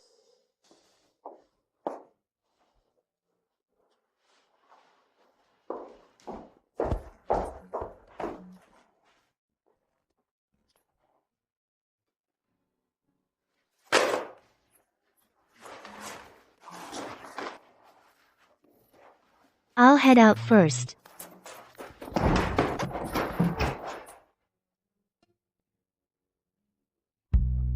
Watch out. I didn't mean to.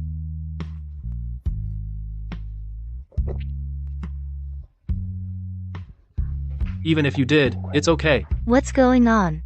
This flustered feeling. I've never felt it before, not even in a past life.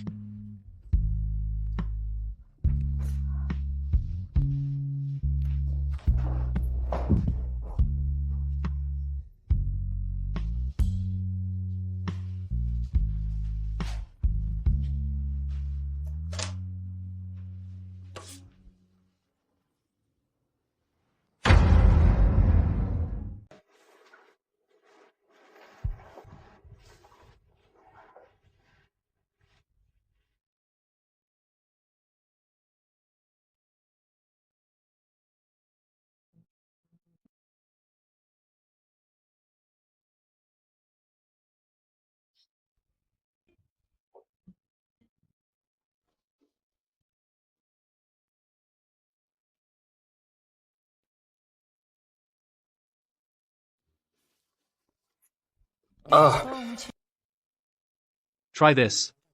I've stewed it for a full half hour, even the potatoes are infused with meat flavor.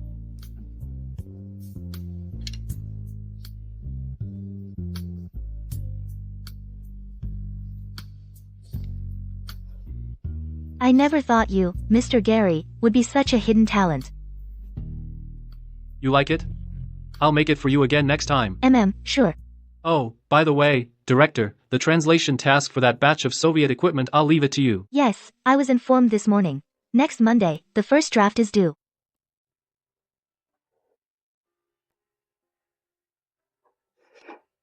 I just remembered something. This afternoon, I went to the warehouse to check records, and I overheard Megan asking the warehouse manager about the arrival time of that equipment. She also kept asking the technical department who was in charge of the installation coordination.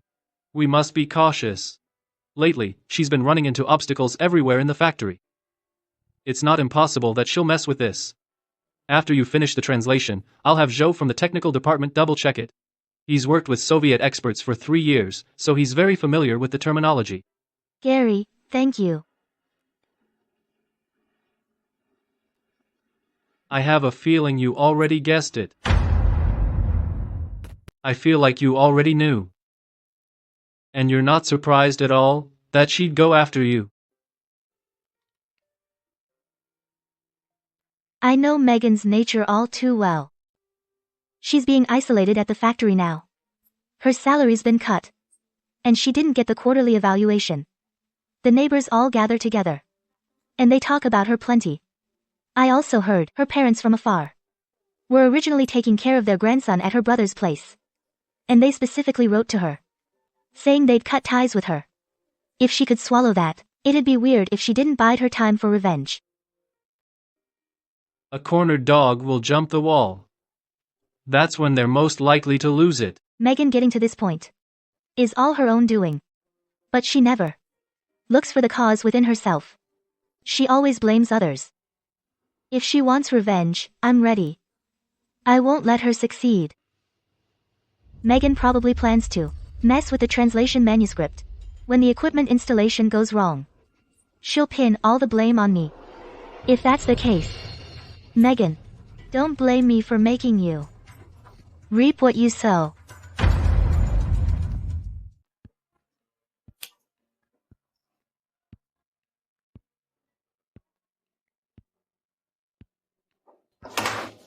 Playing that crappy song every day, so annoying.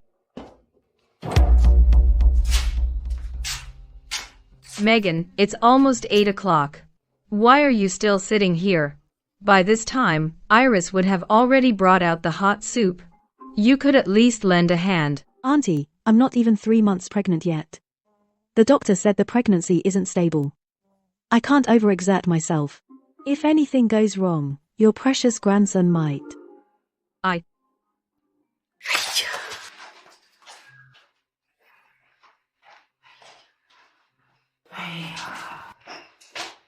Bro, what's for dinner tonight? Steamed egg with stir-fried green beans, shredded carrots with diced pork. Or, maybe we'll just grab something at the kanji shop. That fish kanji place down the alley smells pretty good. Besides, your cooking isn't great. Last time, you didn't even cook it through. Be grateful you get anything to eat. You think you're still at Iris's place? If you've got the time, go find some work, even if it's hauling bags at the dock, it'll help with the expenses. Why you gotta be so harsh? Ever since you and Iris divorced, our life's gotten worse. At least Iris cooked well, and she was diligent with chores. She could even save some money each month. Shut up. You figure out dinner yourselves. I'm going out for some air. Hey, this kid. Ryan.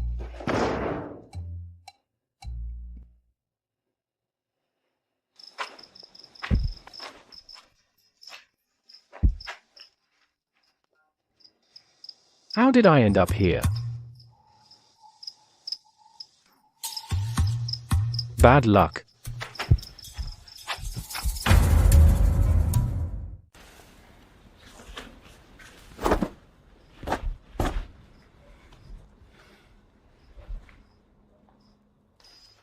Look, the stars are out.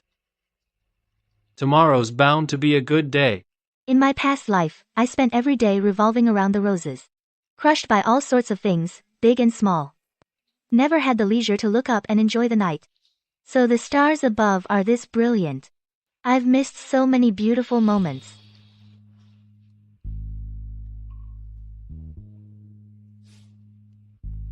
That feeling of my heart skipping a beat. Could it be that I'm actually blooming late? I've fallen for him.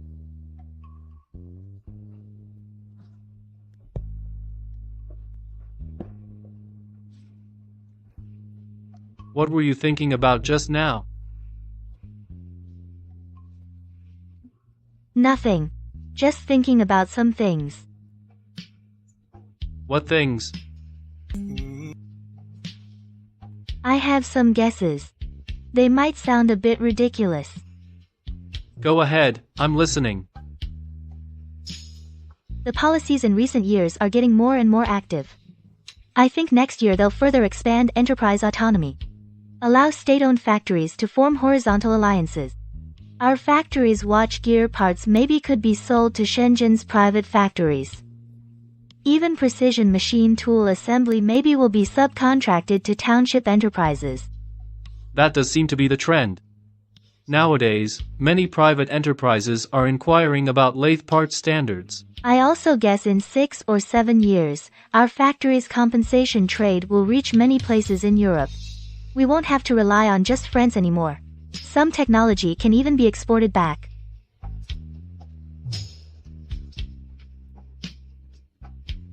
I believe you.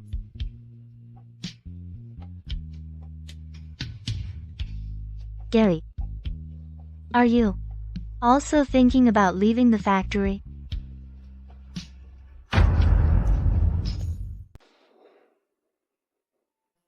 Actually, I've been planning it all along. Then let me guess. Are you thinking of starting a precision parts factory to take orders from foreign companies? Iris is indeed very smart. So I guessed right. I have another guess. I guess you came from the military compound. What makes you say that? The factory director is always polite to you. Last time when the military came to inspect precision machine tools, Director Wang from the street office personally accompanied you. And this watch of yours, the serial number engraved on the back of the dial seems to be a special edition for military factories. Good eye. So I guessed right. My grandfather was an old staff officer in the Northeast Army. My father is a technical advisor in the General Armament Department. He holds the rank of Major General. I studied precision mechanics in France at 17. Upon graduation, I was assigned to the factory. But then I saw the reforms and opening up in the South were booming. So I thought, I should take my skills and try out at the grassroots level. After all, the precision of our factory's lathes is among the best in the country. Here, I can put my abilities to practical use. It seems our deputy factory director, Mr. Gary, has a grand vision in his heart and is never constrained by his status. Policies are getting more flexible. Opportunities are increasing. So, the world out there. Would you like to join me and take a chance?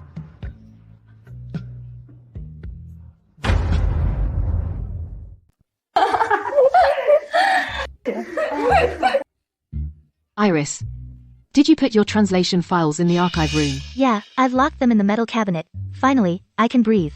My eyes are nearly blurry from staring. This is a big deal. Remember to hand over the cabinet key to Terry in the archive room. Sure, no worries. I've already left it on Terry's desk. Good. These are the factory's precious blueprints. Better to be cautious. Oh, by the way, Iris, that French grammar lesson you gave me last time, I finally got it. Thanks to you. You're welcome. All right, let's go. Let's go to the cafeteria. I heard they have steamed pork with rice flour today.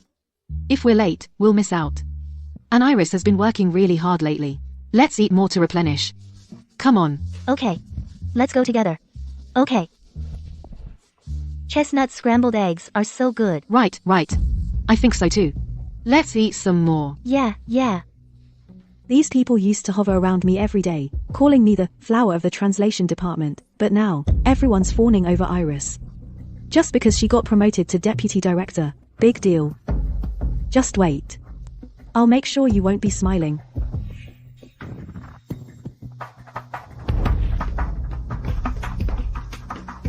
When Megan heard about the keys, those crooked thoughts in her mind surely popped up again. If you don't harm others, you won't harm yourself. But if you insist on going down the road of no return, then hell has no gates. Don't blame me for not leaving you an out.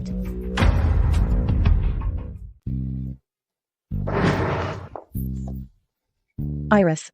Aunt Sally, off work already. Oh, Iris. This watermelon looks really sweet. Oh, I grabbed it from the market just now. They said it's guaranteed to be ripe. Iris, you came at just the right time. Here, take these 2 movie tickets.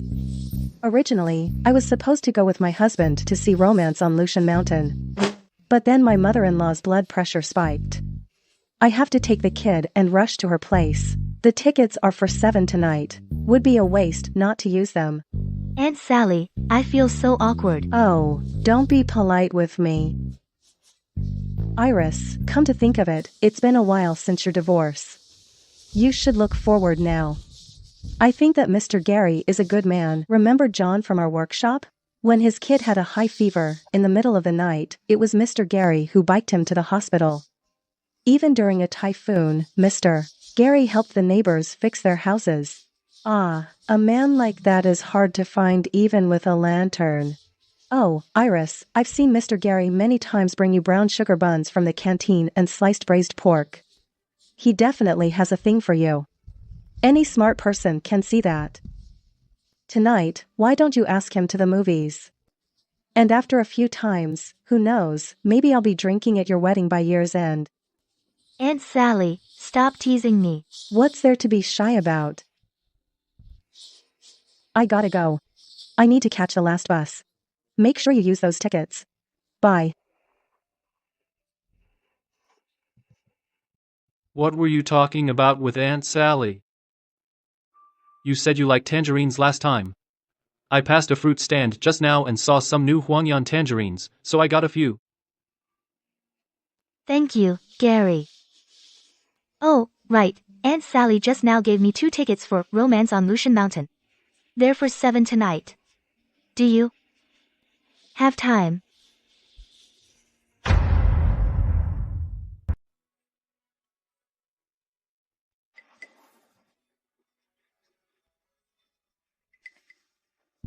I'm here. Gary, I have something to tell you.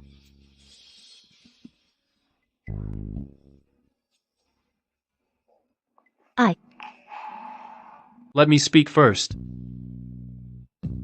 I'm the man. It's my turn to make the first move. I like you.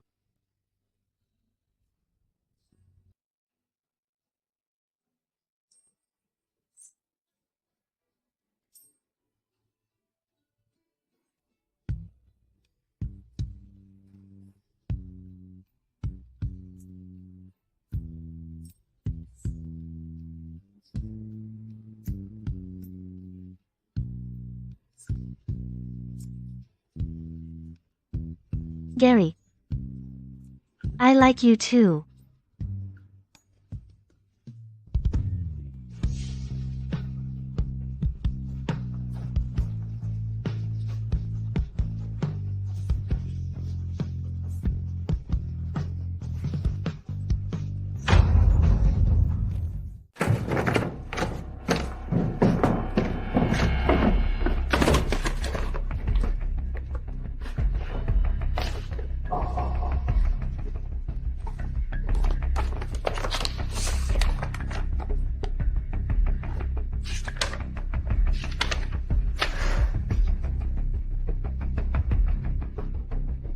This value, I looked into it earlier. If it's off by 10 degrees, the machine will be scrapped. Then you won't just be punished, but fired. You brought this on yourself.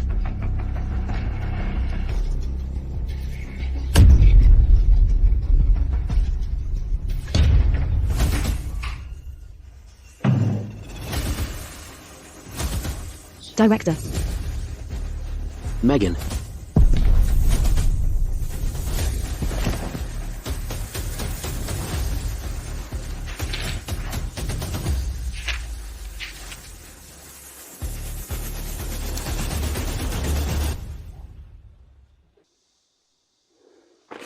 Megan, you've gone too far. Not only did you steal someone else's translation to claim credit, now you dare to alter critical parameters. According to factory disciplinary regulations, this means being sent to a re-education camp. Director, I know I was wrong. I was just momentarily blinded by greed. I really didn't mean to. I beg you, please forgive me this once. From today, I'm revoking your translator position. You're demoted to the workshop as an apprentice. A major demerit will be recorded in your file. Also, your annual bonus is canceled. And write me a 5,000-word self-criticism, post it in the factory's bulletin area. I want all factory employees to take this as a lesson.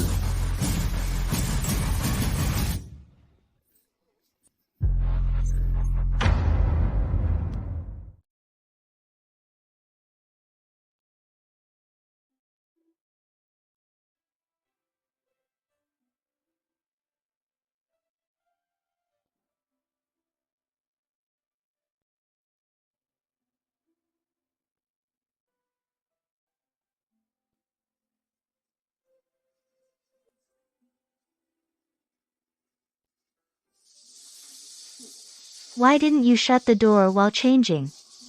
How embarrassing if someone had seen you.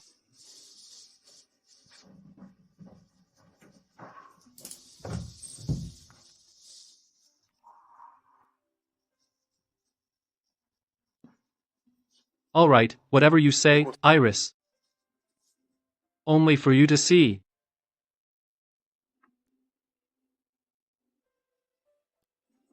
Oh, by the way. The technician from the tech department went to the workshop to check the equipment. The directors said that our deputy director, Mr. Gary, is the head of the technical department. She asked me to bring the translation directly to you. Okay, let me verify it first and then send it to the dispatch room. And also, thank you for the other day. For bringing the director to the archives just in time. You're welcome. She dared to tamper with the factory's equipment parameters, she deserved to pay the price. Besides, between you and me, there's no need for such formality. Since the translation has been delivered, I'll be going now. Wait a moment.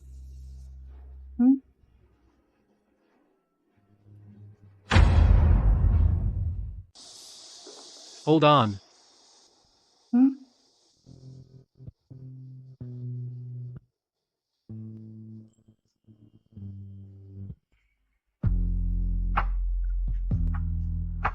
Okay.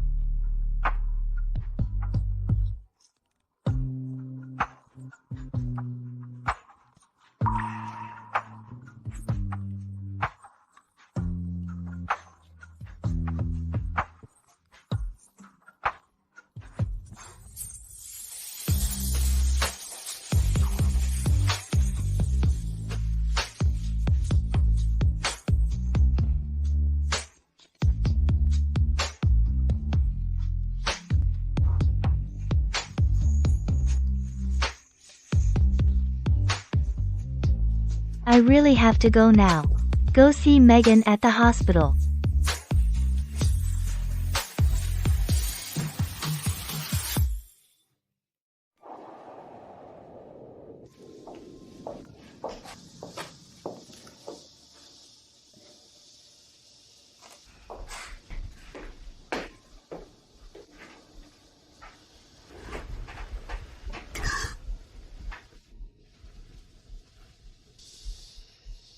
You came to laugh at me, didn't you?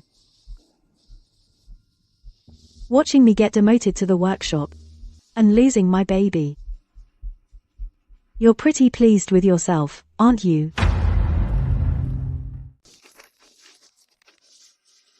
I didn't mean to make fun of you. Your child. What's going on with them? His whole family are bloodsuckers. I'm going to kick them out of my house. Then Ryan laid his hands on me. The child I adopted in my past life, even though he's their illegitimate child, I raised him to be sensible and respectful. He was the only one who was kind to me back then. Megan deserved it, but the child was innocent. Seeing her miscarry, I didn't feel good about it either. I really didn't expect it to turn out this way. Poor child. If it could have survived, it would have been a good kid. Give me a break. After you've had your laugh, get lost. I don't want to see you. Even now, you're still like this. Unrepentant. You're a college graduate with a degree in Russian. When you entered the factory, you were the youngest technician. Every time your parents and brother came to see you, they'd brag to the neighbors about your success. In terms of Russian skills, no one in the factory could match you. You should have been shining in the translation department, but you were short-sighted and focused all your energy on scheming. Ryan is selfish. But you insisted on clinging to him. To compete for favor, you ruined your own future. Isn't it a pity? Enough. Spare me your hypocrisy. You just want to see me like this. So you can step up and become the section chief. I'm planning to leave the factory. What? Impossible.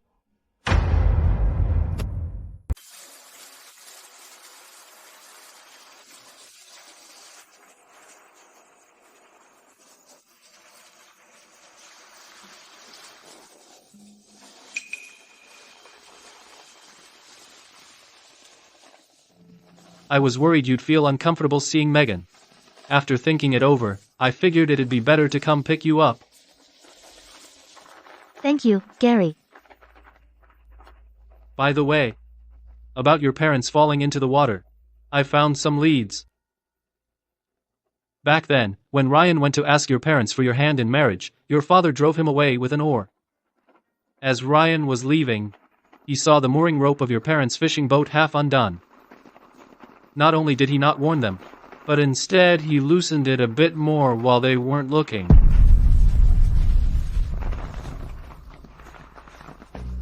The wind was strong that day, and the waves pushed the boat toward the middle of the river. By the time your parents noticed and tried to row back, the rope had fully come loose. Plus, the oars weren't secured and fell into the water. At that moment, Ryan was hiding in the reeds by the shore, watching the boat capsize, without making a sound the entire time.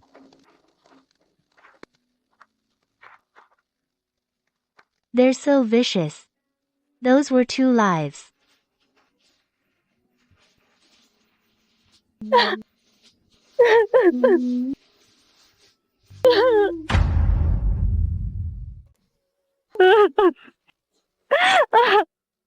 But fortunately, Simon has a new lead. Old Chen, the duck herder from back then, was right across the river, and witnessed the whole thing. Too bad. He later went to the Xinjiang Corps with his son. His nephew said they lost contact last winter. But I have an old classmate who's now in the Xinjiang Construction Corps. I've already written to him, asking him to help find him. I'm sure we'll get good news. Thank you, Gary.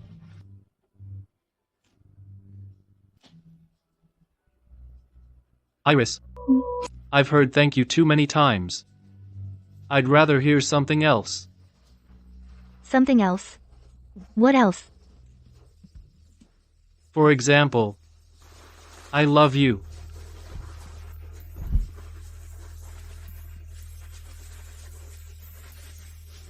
Iris. I love you.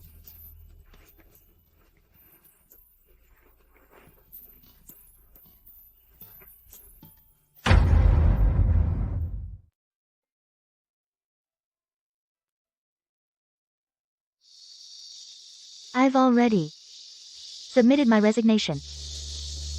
Iris, you have such courage, that's admirable. I also requested unpaid leave from the factory director. The new project from the tech department, I'm also planning to hand it over to old Zhang and have his team take over. Next month, I can officially leave the factory. In the meantime, you start running. I also asked an old classmate to inquire about the parts needs of foreign companies. In 2 weeks, I can give you the first list of requirements. I've also looked at a factory space. It's at the abandoned agricultural machine station on the outskirts. With some renovations, it'll be just right. I've also asked someone to handle the lease procedures. So, go ahead boldly, I'll take care of the technical issues at the factory. As for coordinating the supply chain, leave that to me too. You thought of so much for me already.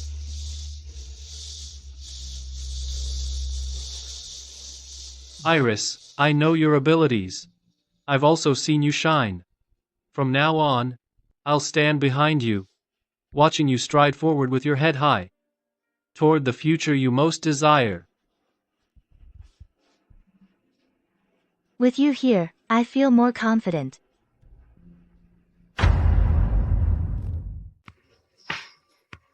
After all these years, 20 years, worn out over 300 bearings, now they just lay us off like that. Last year my husband got laid off. If I lose this job too, how will we pay for our kids' tuition? Back when I first joined the factory, they welcomed us with drums and red flowers. And now they just give us a slip of paper and send us off. Folks, don't you all worry anymore. Good news. Iris's company is hiring. I just passed by her brand store and saw job postings all over the window. They're hiring 30 skilled workers. And they'll pay for social insurance too. Iris. You mean the one who quit the factory back then? That's her. Alright, Iris's company is called Yeeha. They say the name Yeeha comes from the meaning, harmonious hearts, united efforts. Knowing how tough things are for everyone, they specially cleared out a new workshop to give us old colleagues a hand to get through this tough time together. Really, I never expected that. Let's go check it out. Maybe we can still get to fill out forms. Let's go, let's go.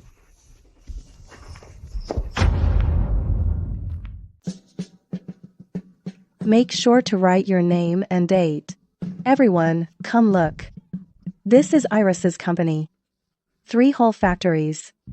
2 brand stores in town and 1 in the city. I heard that shipment of parts to France last month. The bills of lading alone were half a foot thick. Orders from Europe are still piled up at the post office. Here, Iris. Iris, you've been such a help. Otherwise, these hands of mine would probably be at the market unloading cabbages. You're too kind, Master Zhou. It's the wave of reform and opening up that pushes us forward. Iris, you're so kind-hearted. You even pay insurance for us. It's only right, we work together. And do a good job. It's already 4:30. Gary should be picking up Nina from school. I'll go. You hold the fort here. We won't cook dinner tonight. Let's take Nina to Homian restaurant. The owner sent word that he just had a big, fat grandson. Let's go share in the joy. Okay, you tell Nina to wait for mommy obediently. Okay.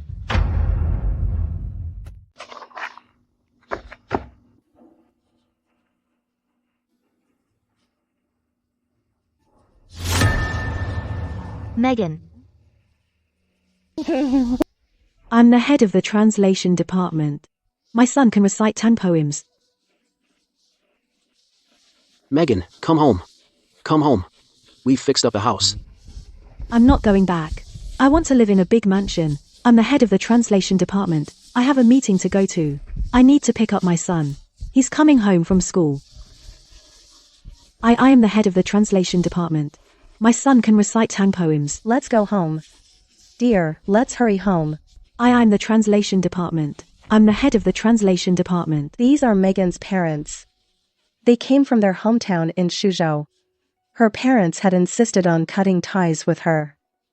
Seeing their daughter like this, they couldn't bear it after all. No one knows how Megan went crazy. Heard she got delusional disorder. She keeps saying she became the director. Had a big fat son. Lives in a house with a yard. Ryan's family is even worse off. That Ryan is in prison. You know? I've heard some things.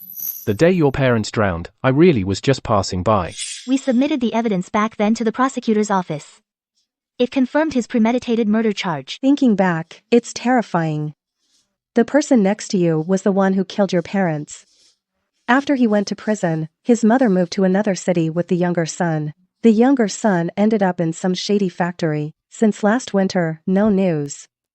They say the old lady is still picking rotten vegetable leaves to survive. Sometimes she even begs on the street. Sigh, that's what happens when you do evil. Yeah. In the grand scheme. Everything has its plan.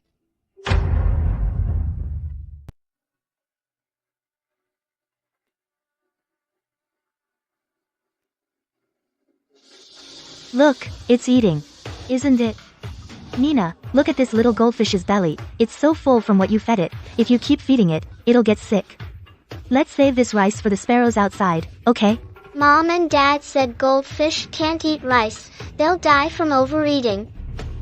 Come here. Come.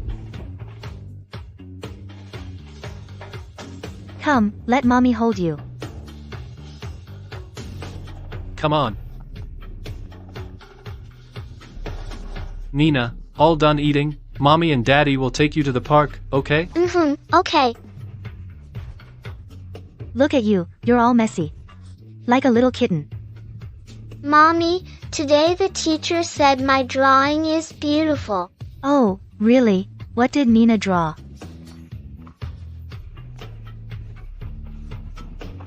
I drew Mommy, Daddy, and Nina. Let me see.